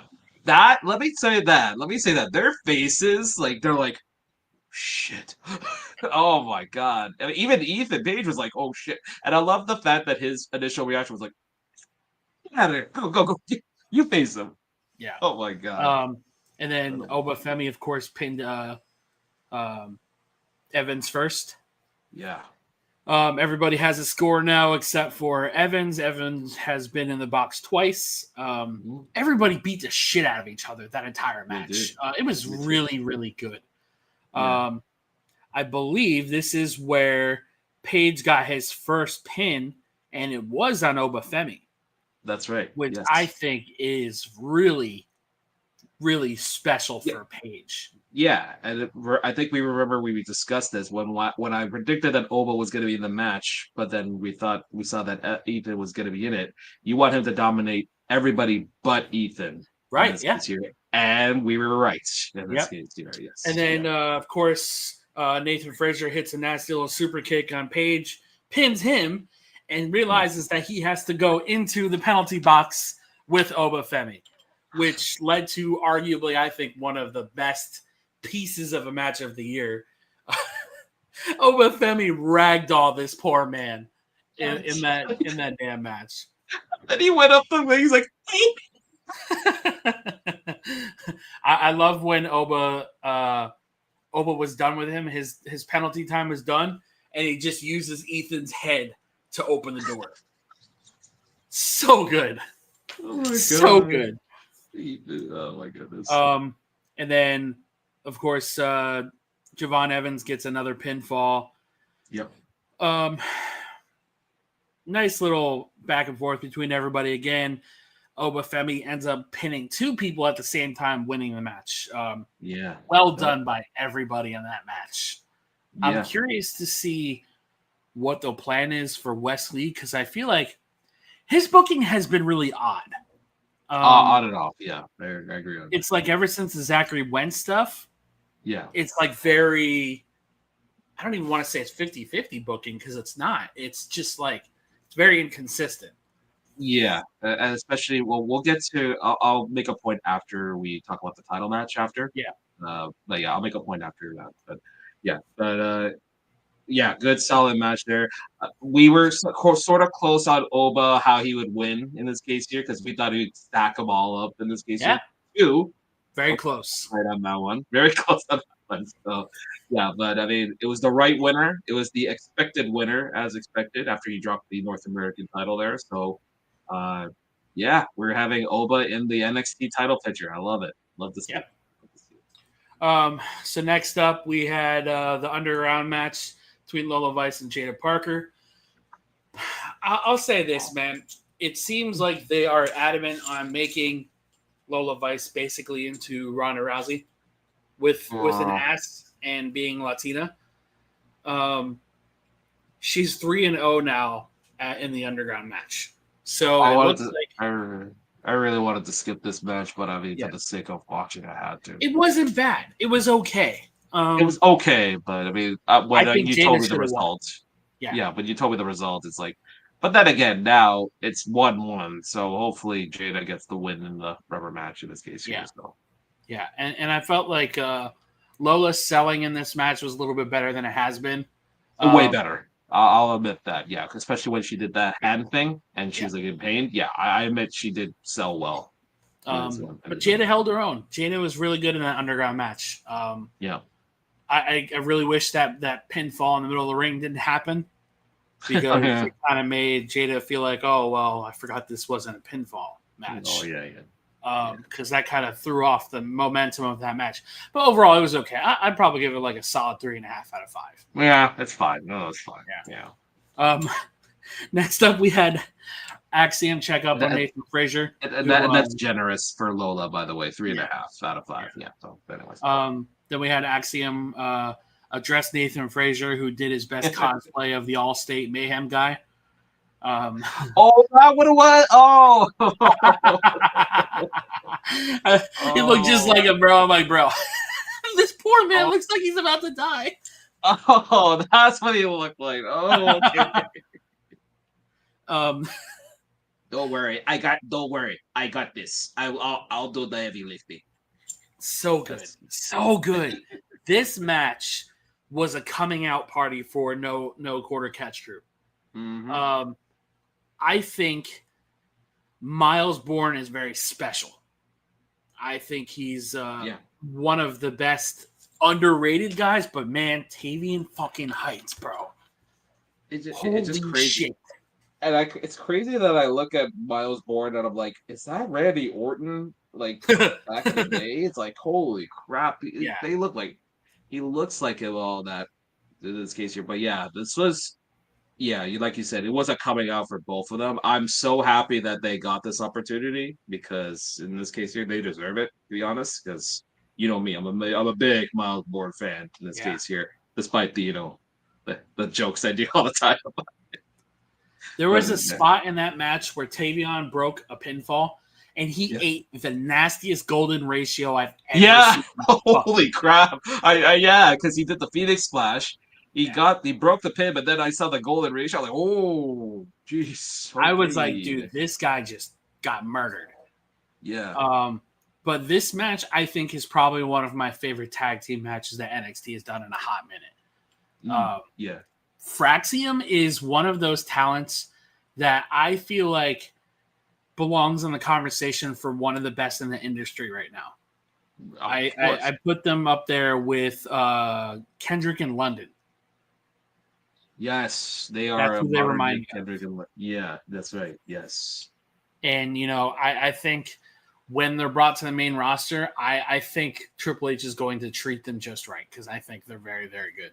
They should be, yeah. I would say so. They probably will go to Smack. I would say put them on SmackDown with that tag division there. Yeah, if they keep that tag division, it's that'll. Raw's tag division needs saving, and it needs it in the worst way. Yes. Yeah. I think Judgment Day is a really big sore thumb of that whole entire show. Yeah, they did. And you know what it is? Yeah. Is I feel like Rhea and Damian have been so overly exposed into storylines that when we're looking at the Judgment Day, Damian has defeated Dominic Mysterio. He's defeated everybody who's in the current Judgment Day. Yeah, he should not have won that match against Finn. I'll still stay on. Oh, no, I think a lot of us agree on that. Yes, it should have been Finn winning. Yes, but I just don't see anything that's worth talking about for the Raw's tag division at all. No, I know. It's sad. I mean, with New Day being that sort of, that heel, that has potential for sure. That has potential now. So I mean, at least that's something. They'll work. They'll find a way in this case here for the Raw. But Fraxium retained a really, really good match. I'd probably say it was the match of the night, if we're being honest. Mm-hmm. Next up, we had Ridge and Trick. Obviously, my opinion on Ridge. Yep. my opinion of him getting a title match. But Yep. man, HBK did it. HBK somehow made this man relevant to the point of getting reactions. Mhm. There was that incident on Twitter where he decided to post right after the whole New Day segment. Yeah, that one was a okay. And I know y'all are sensitive on that, but I kind of thought it was good. It was it was a good, but good heel thing. to here's do, my problem with it, man. Yeah. When that whole thing went down, his Yeah. family got That's out. eviscerated Yeah. by social media. So Yeah. why would you open that door again? You know what I mean? Like, it's like, look back at how you reacted when you did that accident of breaking Biggie's neck. Yeah, sure. You know what I mean? Like, if that whole thing didn't happen, I would be like, okay, haha, that's great. But it was one of those things where it's just like, I don't know if I was him, I would have done that simply I've done because that. of I his mean, family getting exactly. attacked. Yeah, I mean, it was good heel thing, but yes, I get where we're getting at with that point. Yes. Yeah. This match wasn't bad. It was pretty decent. It was, yeah. They got a "This is awesome" chant, Which was surprising in this Yeah. case here. And I do like the presentation of Ridge, entering the ring, with that, because his theme, for some reason, I don't know how some of the worst get like the best themes possible. Like, this is stock music, but in this case here, it's like one of the better stock Yeah, music it's pretty good. that they could use. Yeah, in this case here. I still don't think anybody's theme song is better than Ethan Page, though. Oh, of course. Yeah, that was a great. Kill him with a smile. Yeah. Great back and forth between the two. Yep. Trick sold that neck really, really good. Yeah. There was that spot that everybody thinks was a botch where he got caught up in the ropes. And Nope, it's like, bro, that was not a botch. You guys are idiots.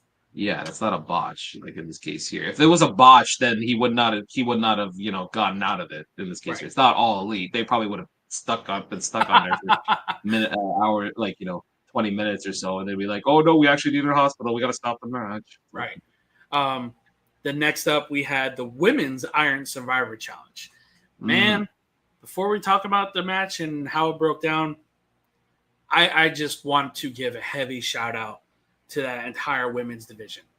Because especially Ren Sinclair, man. Yes.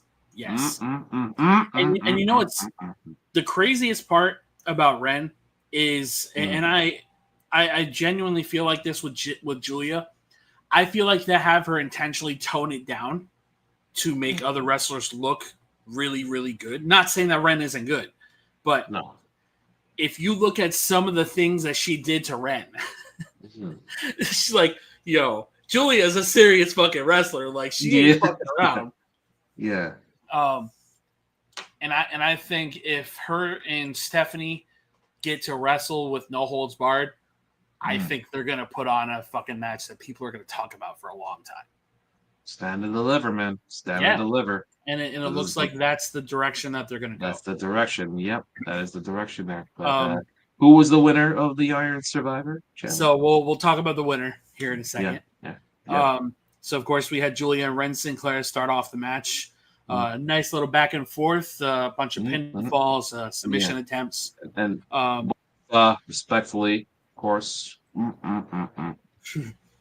Then we had Sol Ruka come out, and man, you want to talk about a breakout performance? This girl hit a double soul snatcher in that match, and a double buckshot lariat with a 450 in there. Case here, better than Adam Page. Great fucking showing by Sol Ruka, and Julia got the first pinfall on. Who did she get the first pinfall on? Ren, I believe. It was Ren. Ren Sinclair. Right. Yeah. Next up came out Zarya, who had another really breakout performance. I was worried about her presentation and how she was going to come in, only because she's this massive powerhouse and she's considered one of the big three. I was worried about her being in the same ring as Stephanie and Julia because Yeah. How are you going to make her look good and No. protect Julia and protect Stephanie? And what did they have her do? They had her pin Julia out of everybody. I was shocked when they gave her that pinfall. Yep.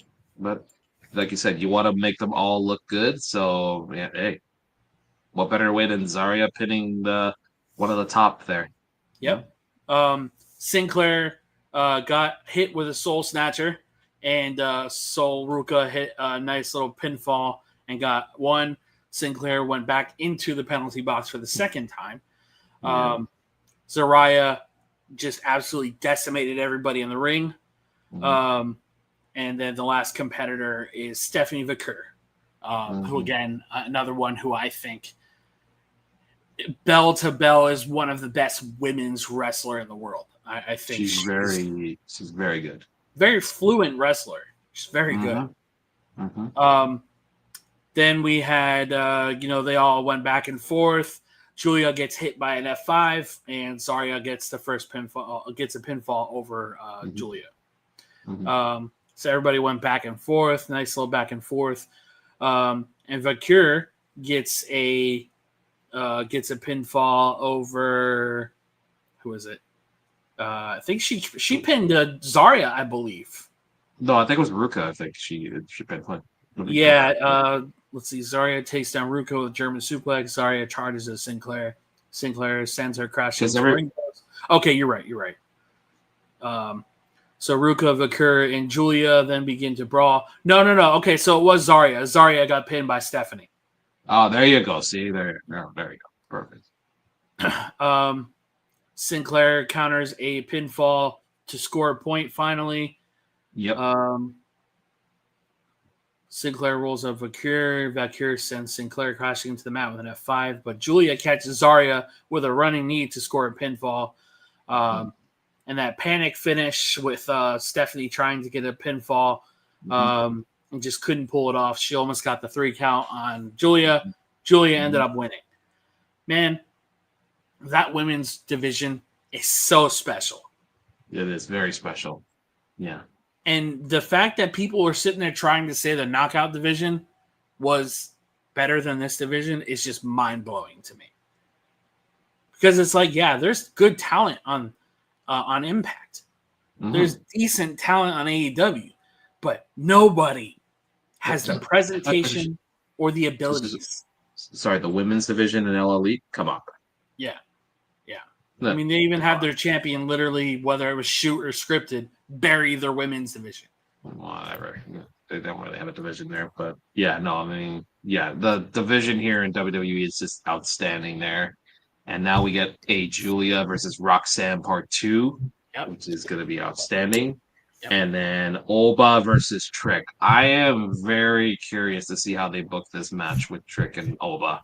This is going to be very interesting. Think they should have Oba just decimate Trick, if I'm being honest. And then Trick gets a fluke win, but it doesn't obviously end there because we know that's the end game with Oba there. So yeah. I definitely think the move is to have Trick come up either after WrestleMania or the Rumble or something. But they definitely need to give that momentum back to Oba Femi in some fashion. Oh no, that's the plan at this point here. Yeah, at this point here. And then with the Julia thing, it seems like it's gonna be Julia winning over Roxanne because it seems like at this point Roxanne is destined for the main event there, for the main roster, I should say, at this point. So. And I used to argue that Roxanne should have been on the main roster by now, but looking back at when she was a babyface to where she is now, it's like, damn, I'm kind of glad they took her time because they essentially doing what they did to Braun, make sure that they could do both roles and be fine. Yep, and they got their wish. So there you go. Perfect. Yep. But great show. All right, so we are PLE of the year. Yeah, really good. All right, so we're going to close out our show with our picks for best of 2024. And JR, do you want to bring up the first category? Yeah, Yeah. so let's go straight up here. Let's just go right up to the top here. We're gonna go male and female best wrestler of the year. And so I am gonna start here, if you don't mind. Here, I'm gonna have an honorable mention though on each for my perspective here for the both the men and women. Actually, you know what? You guys start. I gotta remember who I picked here for my male and Chris, do you female want to here. start and I'll go Okay, next? you can go first. You want me to go first? Okay. All right. For male superstar of the year, I would have to go with Drew McIntyre. I'm going with Drew because he's been every feud that he's been in and since the beginning of the year has been money, has been box office. This man has been the supporting role for every major champion in the company and every major, like I said, storyline. For females, shit. Um, God, that's for me. That's hard. Mm. I hope and this is gonna sound weird and controversial. Nia Jax, Nia. Controversial. Controversial. Okay, Nia Jax has put on hell of quite a few, quite a. Actually, I don't think aside from War Games, there's been any match that I would dislike that she's been in. All the feuds that she's been in have made sense, and this woman has drastically changed from the moment she stepped or that she left the last time, and since she came back this time, even as champion, I felt like she deserved the championship, and so yeah, male and female superstar of the year are there for me. Can I make a point about Nia Jax? Sure. I think that Vince's booking when it comes to heavy set people is always like a shaming type booking. Because Yeah. if you look at Nia Jax before she just came back under Triple H, right? What did Vince have her do? She landed on her ass and went viral for saying "ow my hole," and she nearly ended Kairi Sane's career. And she had a shoot match with Charlotte Flair. That's under Vince McMahon because Vince doesn't know how to A, keep the trust of talent, and B, make sure that everything is fluent with talent. That's why Ronda Rousey didn't work because of Vince. That's Yeah. why everybody hates Charlotte Flair because of Vince. Mm-hmm. Mm-hmm. All right, Chris, do you want to go next? Yeah, so male of the year, I gotta say Cody, man. I think him capping off one of the biggest WrestleMania wins in recent history. I think Cody is QB1. I think he's the male superstar of the year. I got to give an honorable mention to Gunther. Gunther's there for me too. For female, oh man, female's hard. I got to say Liv Morgan.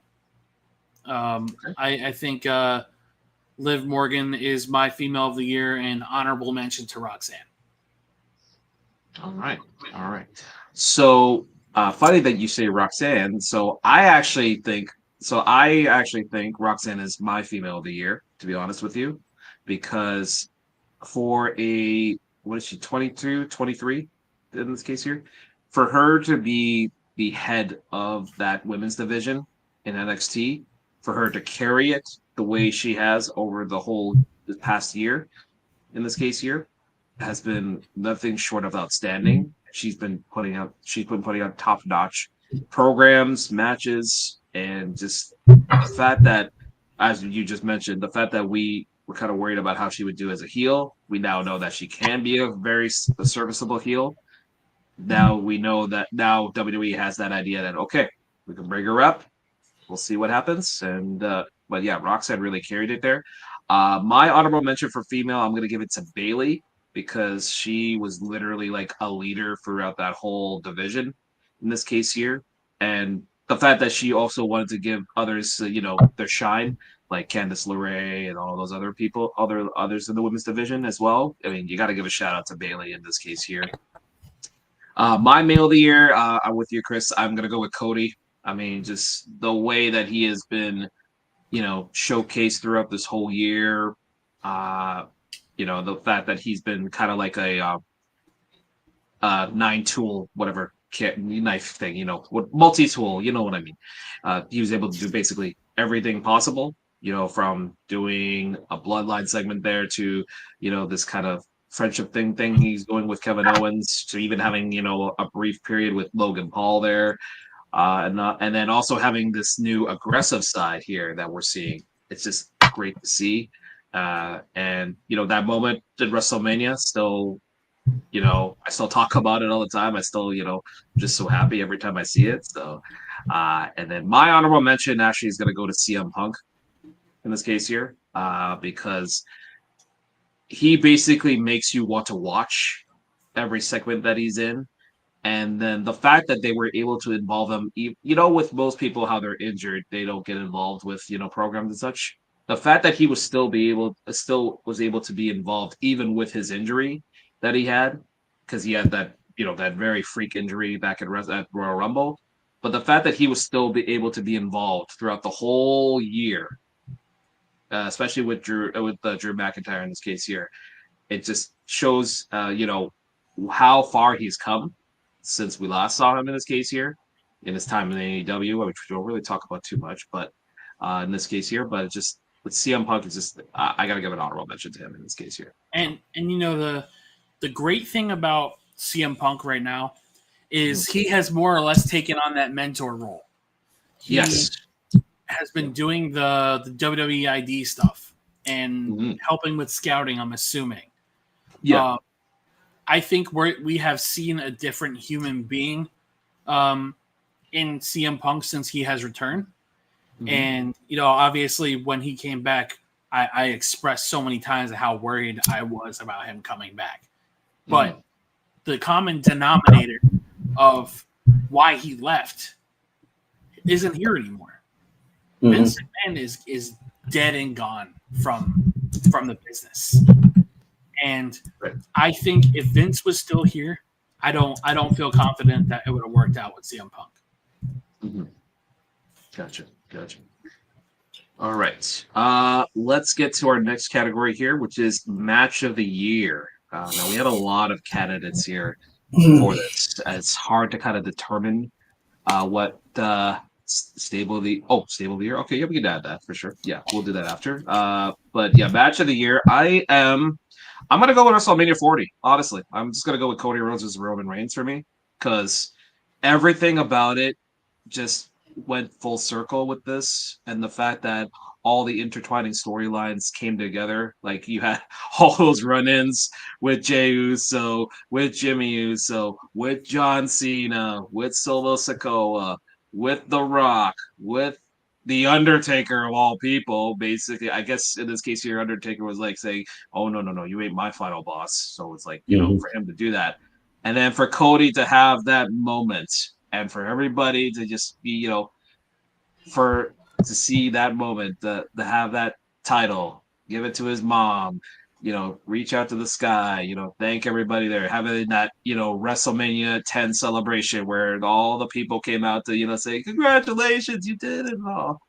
I honestly, and then the match itself, which is still was very solid as well, but just like overall, that's honestly my match of the year.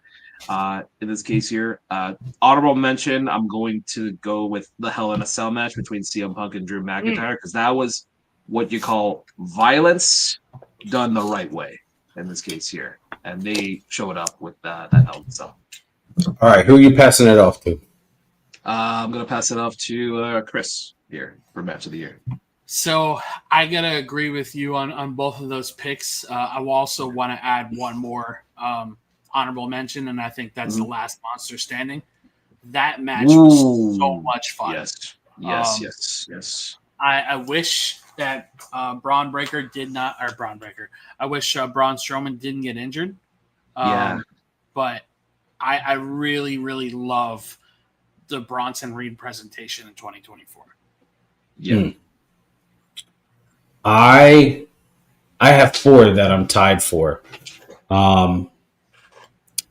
We're going to start off with the earliest one and then go to the latest one. Sure. Rock and Roman versus Cody and Seth at Mania. Yeah. Yeah. I thought that was very well done, and it continued. It was like it was that final step before the main event, Mhm. and there was just it was violent. It was violent as fuck, and I enjoyed it. Um, Cody and Roman at WrestleMania. That obviously what you guys had said. Um, my next one would have to be CM Punk and Drew McIntyre in a strap match. Ooh, Very strap good match. match. Very, very good fucking Back match. up. Very Yeah, great yeah. storytelling. And just the fact that like Punk drug Drew around the ring, and every time Drew started to stir, he'd hit him with a GTS. And Very like, well. yeah. And then finally the Hell in a Cell between Drew and Punk was done perfectly. And I have nothing more to say about that. That's All all I right. got to say about that. That's all you gotta say about that. So sorry, I'm getting my Jesse Ventura again there. If we go to the Baja once again there. All right, let's go. Our next category: breakout superstar of the year. So we're gonna do We're gonna go in this men and case here women. both. We'll do men and women in this case here. So I am gonna start out. So I did have a lot, because like you could really pick uh between a lot of men here in this case here.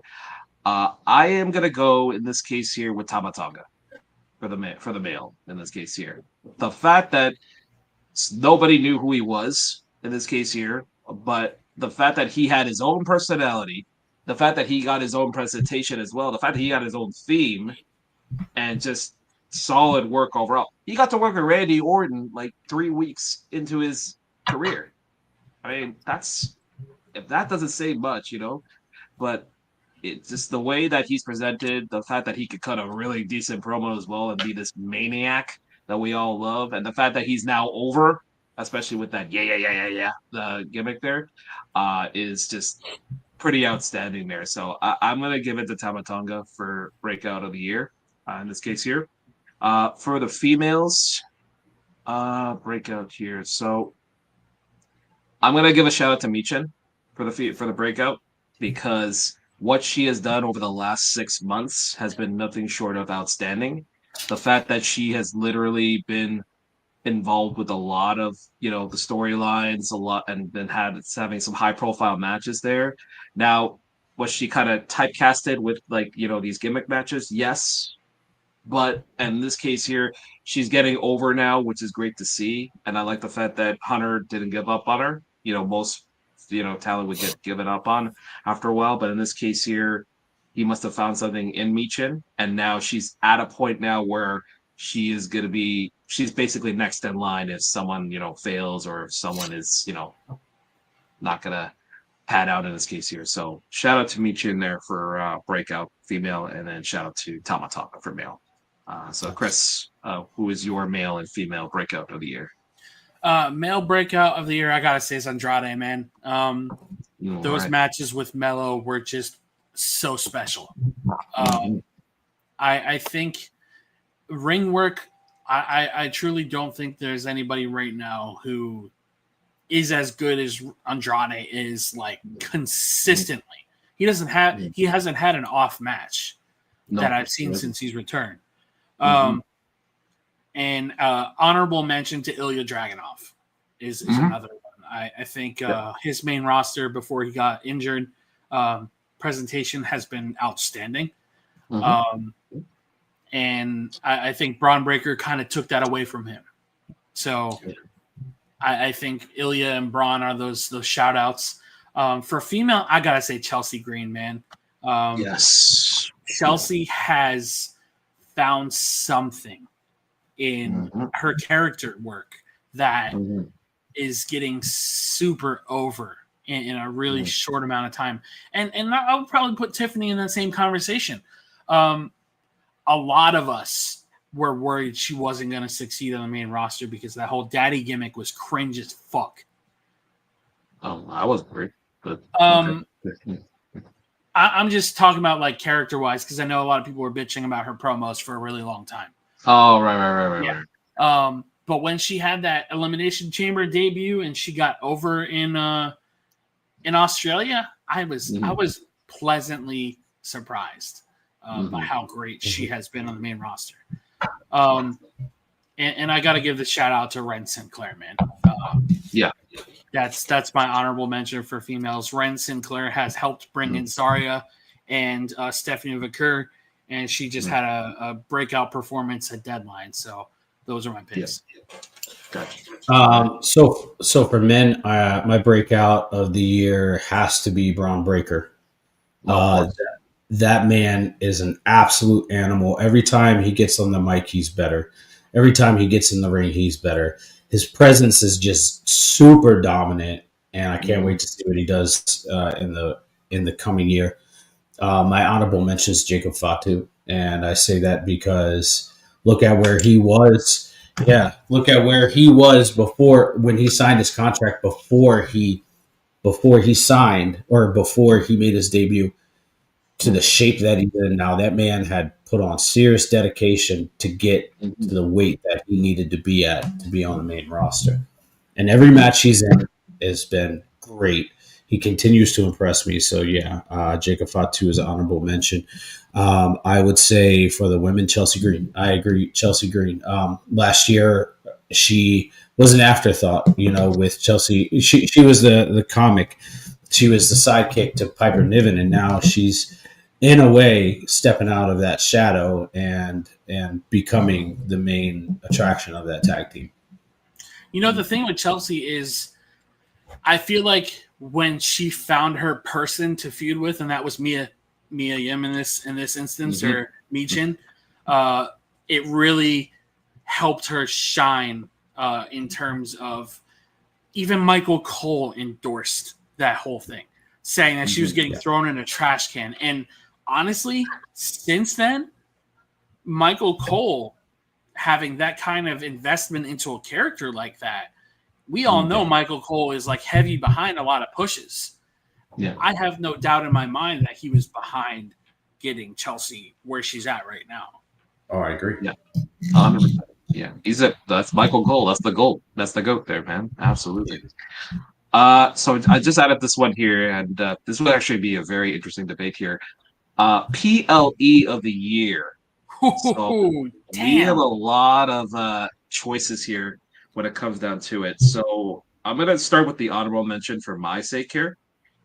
I am gonna go honorable mention. I'm gonna go with Backlash, WrestleMania Backlash, just because of the crowd itself and the Was fact that where was that? France? Lyon, France. Yeah, I'm gonna go. That with was that. the phenomenal chant. That was the phenomenal chant there, and the match itself was, way better than anyone expected. I mean, we expected it to be good, but we didn't expect it to be. Was that the the I fact- Quit match? No, that was the singles match. Just the singles match in this case here. Yeah, the fact that Cody's first rivalry was AJ Styles, that's a big test in this case here to get in this case here. Yeah, the fact that Dave Meltzer even rated it 5 stars, even a blessing in disguise. But I mean, even though we don't care, Jesus. but yeah, but that whole show was just outstanding because of the crowd itself. But then, I mean, the matches itself were all pretty stellar in that particular situation. My PLE of the year, I'm gonna go with WrestleMania Night 2 because WrestleMania Night 1 seemed a little slow to me, and there was a lot of booking questions that I had that were kind of suspect for Night 1, especially that it was that Ray and Andrade tag match versus Dominic, and the rest who he was teaming. With Dominic and Santos. I thought Santos and Dominic should have gotten that match in this case here instead of those shenanigans with the Philly Eagles and all that. And then but Night 1 was kind of meh, but Night 2 really delivered, in my opinion, and it gave you a lot of like crazy moments, like from Punk essentially screwing Drew and starting that continuing that epic rivalry, even though he was injured, to Cody obviously winning the title, Bailey, finally winning a title after a long while, getting that moment there. But yeah, that Night 2 kept you talking. It kept you, invested in this case here. And I keep wanting to watch that every time in this case here. So that's my PLE of the year in this case here. Sean, what do you think is your PLE of the year? WrestleMania in itself. I was in the crowd in attendance, and all the matches. I mean, there were some questionable matches, um, but the atmosphere of it. It was cold as shit, but the atmosphere just kept it buzzing, man. Like the adrenaline. I know Chris, you've been to Mania. Jr., have you been to Mania yet? I have been to WrestleMania 18 in Toronto. Okay, so you know what I'm talking about. That adrenaline, that Yes. Oh yeah. fucking energy flowing through the place, man. It's just crazy, and it's something that I haven't felt before uh, in all my life. And so it was really awesome to be there. Really awesome to see the pageantry. Um, especially that's right after they made the Bray documentary, so the Fireflies, obviously with our background, that was really special. And just dude, it was insane. My honorable mention would have to be Backlash. It good match. So or good show. So Chris, what you got?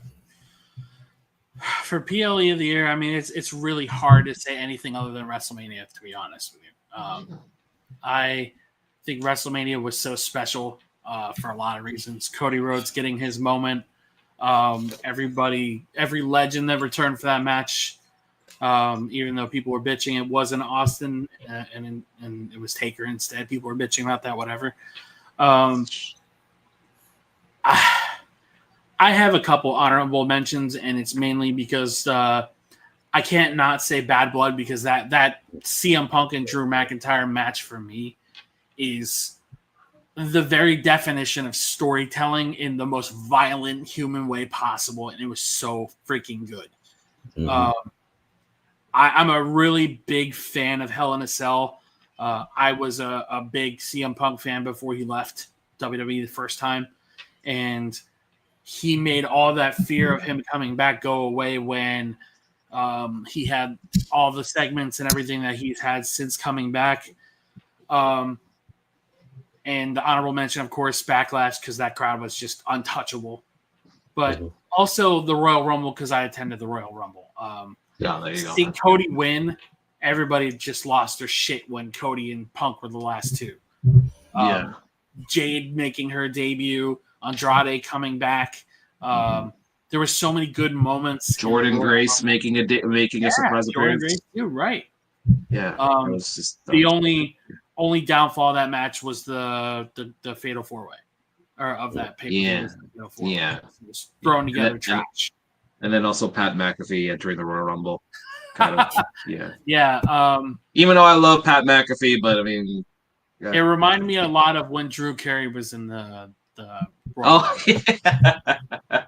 novelty interest. Yeah. You know what's fun? So speaking of Pat, I saw a funny clip of him doing the college game day thing. Yeah.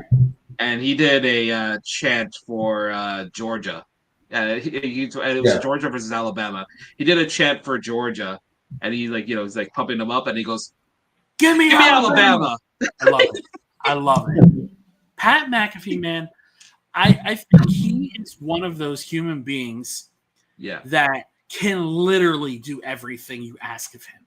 Everything. Yeah. There is nobody on this planet that can commentate better than he can do. That is a better that is a better media personality than him. I'll put that over Morrow. I'll put that over every great commentator of all time. And I like the fact that him and Cole just gel so well together. Exactly. And speaking of that, we got the announcement that he is going to come back January 6th for Raw. He is going to be doing the announcement with Michael Cole for Raw on Netflix, which is a great news, Full-time. Which begs the question, full time, which begs the question, does Joe move over to SmackDown? I mean, Joe's been doing a great job, no doubt there. So does that mean, is it Joe and Corey on SmackDown? I mean, it's going to be interesting there. And do you put Wade in there? It's going to be very interesting what they do. I think Corey, Wade, and Joe would be great together. Yeah. I don't really care for 3-man commentators too much because I feel like it's too chaotic sometimes. But at the same time, I don't like how they're just kind of I don't want to say it's forcing Pat McAfee and Cole, but I would have loved to see Joe be given that chance first to see if he could pull Pat. off the. If he can control Pat. If he can Yeah. control Pat. Like, could you imagine Dude, Joe and I'm Pat telling McAfee you. together? Yeah.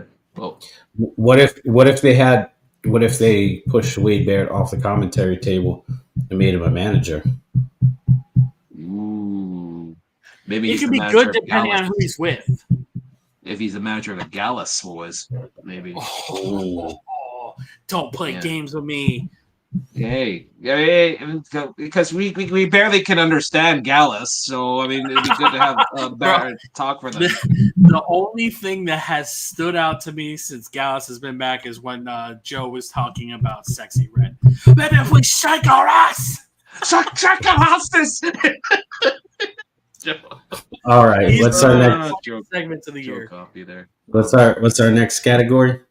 Our next category is the I'm gonna say it's the oh my god moment of the year. So, what is one moment of the year that we just that came out of nowhere or we kind of expected, but we still talk about all the time? I'm gonna go last on this one because like there's a lot of choices here. So, Sean, do you want to start off this one? Yeah, that final segment in Chicago where it's raining outside and The Rock beat the absolute dog shit out of Cody. It was like I didn't expect it.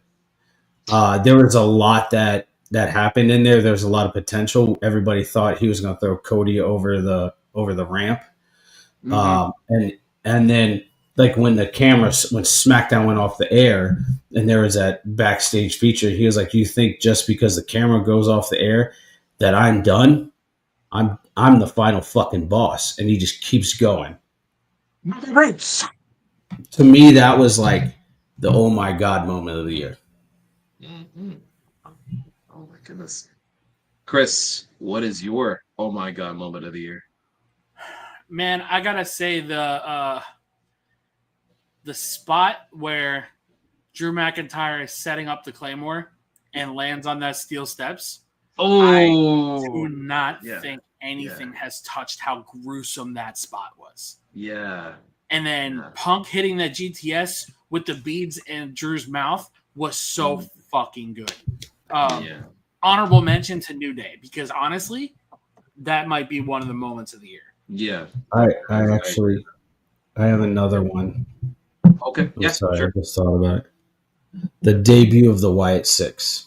Oh, yes. Oh, how can we? Oh my god. You know, and I think that it's even.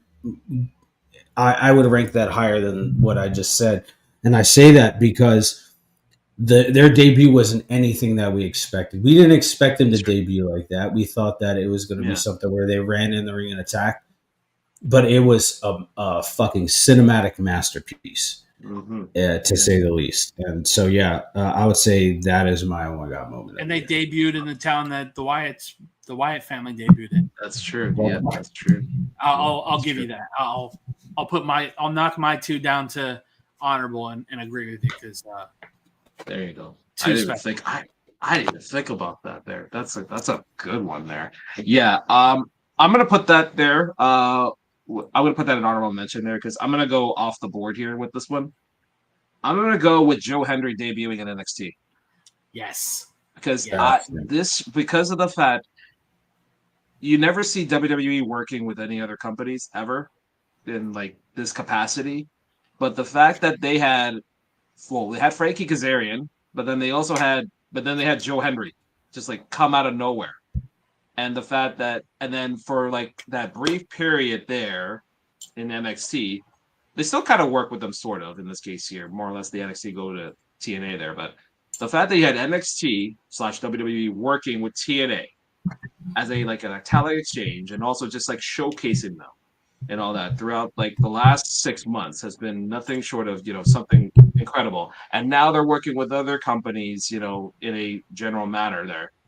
It just shows the growth of WWE, what Triple H has done, what his crew has done there. It's an outstanding feeling to know that WWE has that opportunity. And then especially with these WWE programs like WWE Nil, WWE ID, and all that. It's just the fact that we saw Joe Henry in a WWE ring, even though he was still contracted with TNA, he still is obviously, but the fact that we saw him there and then we know that this is possible, it just shows how just how great WWE has evolved. So And one of the And, most viral social media moments of all time. exactly, it's like because and the fact that the crowd fucking knows who he is. That was huge. yeah, that's right. It was just outstanding there. But yeah, honorable mention. I'm gonna go with the Wyatt Six as well on that one there, which actually leads to our next category, which is stable of the year, and I'm actually gonna go with the Wyatt Six in this case here 100%. for stable of the year for me because it kept you intrigued, it kept you entertained, but it also got you thinking of like what's possibly gonna happen because we didn't know who their first target was when this all started in this case here. And the great thing about them yeah. is they had everybody going on scavenger hunts for everything that they were talking about. Exactly, with those QR codes. Exactly. So it kept the audience intrigued as well. And then when they debuted, it was just nothing short of pure genius. Because like we always saw was like committed murder there, which is kind of crazy.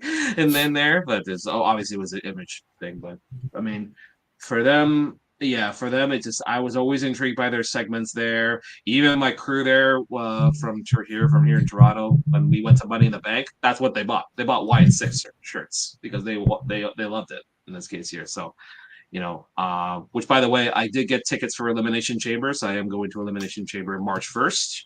Yeah, In the Rogers Center, so it's going to be roughly around 40,000, maybe 50,000 people there because it's a baseball stadium, so it should be a capacity of around 40 to 50,000, I would say, in this case here.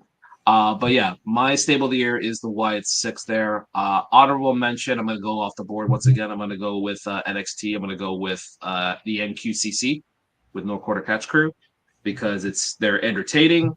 Charlie Dempsey, yep, that's right. But then what to that?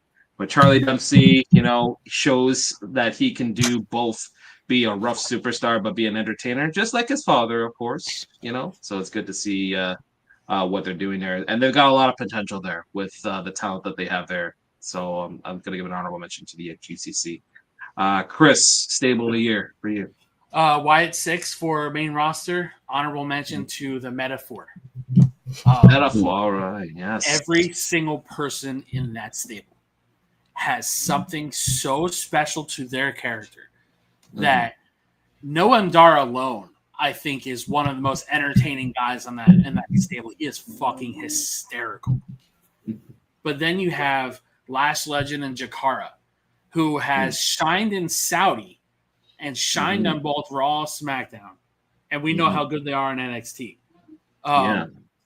So I think Metaphor belongs in a conversation of some of the best stables that they have put together. And also, shout out to Oro Manson, too. His feud with Lexis King was very good. I actually not too bad. It was personal, but effective. Yeah, I like it. Yeah, not too bad. Sean? I'm going to go with, obviously, Wyatt Six. We all know why. But then my honorable mention is going to be the Final Testament.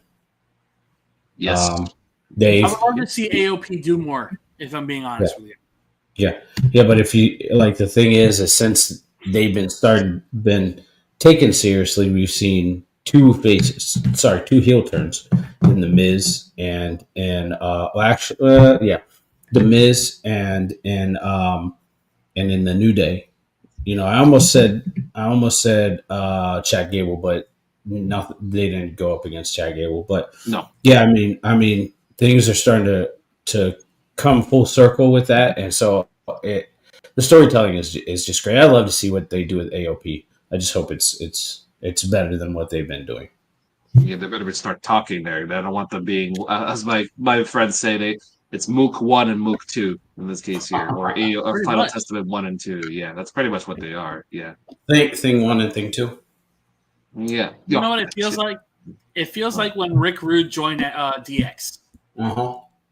Oh, right. Yeah. Right. He was just there, just to go along with the ride. Like, if we're talking about presentation and look, AOP is fantastic for the final test game, but Yeah.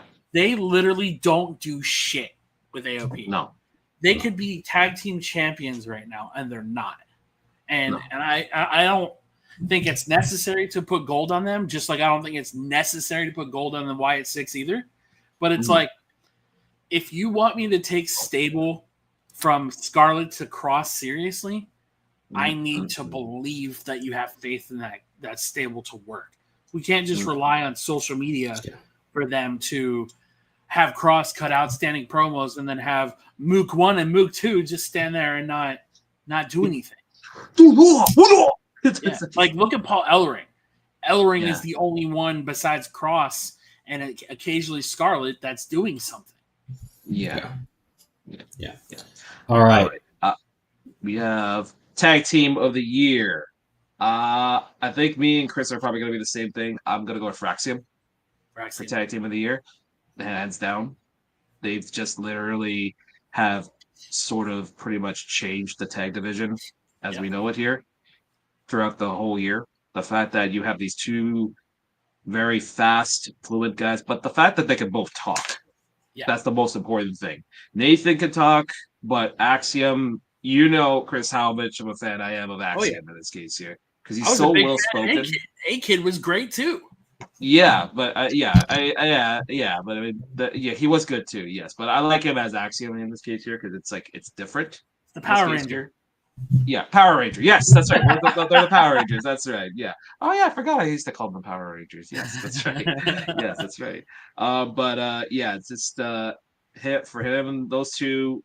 They were just outstanding there, just throughout the whole year. Honorable mention. God, is there an honorable mention in the tag division? I guess I'll go Motor City Machine Guns just because they, kind of reinvigorated the tag division in this case here, even though it's a short period. But in this case here, they really, and then they actually, if you go back to even the beginning of the year, they were actually Alex Shelley was actually TNA champion at the start of the year. So, for him to go from that and then just be now part of the big time in this case here, it's just an outstanding feeling. You know what? I forgot to mention for the male breakout. I should have said Javon Evans, to be honest with you. I'm going to change my thing. I want to change it from Tama Tonga. He's an honorable mention. I'm going to go to Javon Evans for male breakout of the year, to be honest with you, because he's 20. He's literally living his best life. He's 20, right? Yeah. At the moment. See, a 20-year-old kid, for him to have matches with Randy Orton and and then have these he was in the main event of a pay-per-view that I saw at Heatwave in this case here. He was in the main event. He's already had some title opportunities. He was in and he's already had some high-profile matches, and he's only 20, and he's just getting started. And he can talk as well. I always emphasize, if you can talk and wrestle at the same time, then you've got something in there. So, so I went off topic there for that one. But yeah, so those are my tag team of the year, Fraxium and honorable mention to Motor City Machine Guns. Sean. I'm gonna throw you guys off. I'm gonna throw you guys off just because I find them very entertaining.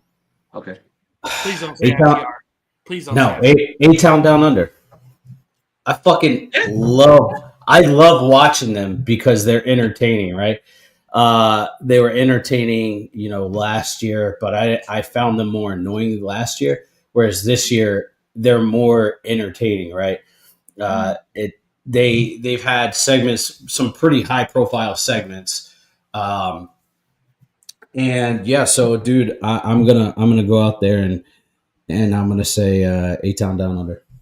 Okay, fair. All right, Chris. I think is it safe to assume it's Fraxium as tag team of the year? Yeah, so Fraxium is definitely tag team of the year for me, but honorable mention to the Wolf Dogs. Nobody saw those two working out the way that it did. You were thinking of me in the shower, bro. Yo, and then the fact that it caught on to Wolf Dogs and Baron just went along with it was so fucking good. Yeah. He reinvigorated Baron Corbin a lot, and I'm just really happy that we got to see Baron hold gold one more time before he got. Yeah, I'm very happy. Well, I didn't get the Dusty Cup as well, so you got two honors. Yeah, that too. Right. Yeah, so I mean, I've, yeah, it I've is got unfortunate. 2 honorable mentions. Okay, yeah, sure. Sorry, I didn't even think about this. Honorable mention number 1 is going to be Jade and Bianca. I think they've done phenomenal Yep, work in the women's tag division, and yep, they've kind of reinvigorated those women tag titles. yep, But also, my second one is uh, Fire and Dawn. yep. Dude, my fucking god, they put on some great matches and Cake Central. Mhm, So we always like mhm. Cake Oh, here. out of a fire and Dawn. Okay. Respectfully, yeah, Yeah. yeah. Eastwell Dawn, but yes, The unholy union. yes, them too. That one there. Yeah, yeah. Speaking of cake, let's go with a little bit of an interesting topic here. Let's do. I'm gonna be interested to see here. Yes. The cake of the year. So, for those Woo! who don't know what cake means, that means it's the most beautiful woman of the year, the one that We got to go with the top always. 3 though. We can't just pick one. Okay, fine. We'll go top three. Yes. We'll go top. Oh no! Don't do top. No. Okay, fine. I can do top. Yes. Okay. Okay, Top fine. 3. Top three. Oh my god! After a long and hard thought about it. Okay. Okay. I got it. Top three. Number one's Maxine for me. There's no doubt about it. Maxine Dupree for me. So number two, I'm gonna go with Scarlett. Number two, Oh, because it's like she's on your TV. You're like, yep, respectfully. And number three, I was gonna go Tiffy, but because of her ridiculous behind, I'm gonna go with Bailey for number three, for top three. Okay. Because that behind on her is ridiculous. BBL. And she's actually pretty, and she's pretty too. So I mean, she's just a multi-talented there. That's my top three cakes there. So, Chris. Top 3. Tiffy number 1 is just Tiffy, Okay. Tiffy. Yeah. Number 2, probably gonna say Chelsea. Okay. Yeah. And then number 3, it's gotta be Stephanie Vicker, man. My freaking lordy. Ooh. I have 2 honorable mentions: Jada Parker, Miss Parker, Jada. Miss Parker, Let's and Ren Sinclair. Ren Sinclair. That's actually would have been one of my honorable mentions. Ren Sinclair, and who's my other honorable mention? I don't know. I don't know. There's too many of them. I guess because I didn't put Tiffy in my top three, I got to put her in my honorable mention. I guess in this case here, 'cause it's like if it's Tiffy time all the time, it's God damn. yeah, it's goddamn okay. Respect. Sean. Yeah, In no particular order, Julia. I have a thing for Italian women. Oh, very good. Yeah. Molto bene. I like it. Molto bene, benissimo. Stephanie Vicour, obviously. Old girl from Chase U. I think, yeah, dude. I think she's a beautiful woman. Wow. Or JC Jane. She was in there at one point. Thea. Okay, Thea. Oh, thicker than a Snicker, Thea. I'm gonna push her out because my number one, obviously, is gonna be. I have a thing for accents. Isla Dawn. Eladon. Oh. If she could do some evil things to me, and I would die a happy man. Yes. I remember we made that. I remember we made that comment in the chat, and I'm like, yeah, yep, yep. Yes. Enough said. All right. Okay. To quote Braun Breaker. Yeah, exactly. That's every time I love you. Yes, indeed. Okay. So are we good on time, or do you have a couple? No, I do have to go. You do have We to can go? pick it up next week. Oh, okay. You know what? I'll get some more categories, and then we'll go for it next week. Okay, that's Absolutely. good. Sounds good. All right, everybody. I've got things I gotta do. I gotta go hide Christmas presents. Nice. Yeah. So, but next week we are going to be here, same time, same channel. And thank you for hanging out with us. I hope you guys have a good week. Much love. Deuces. Peace. All right.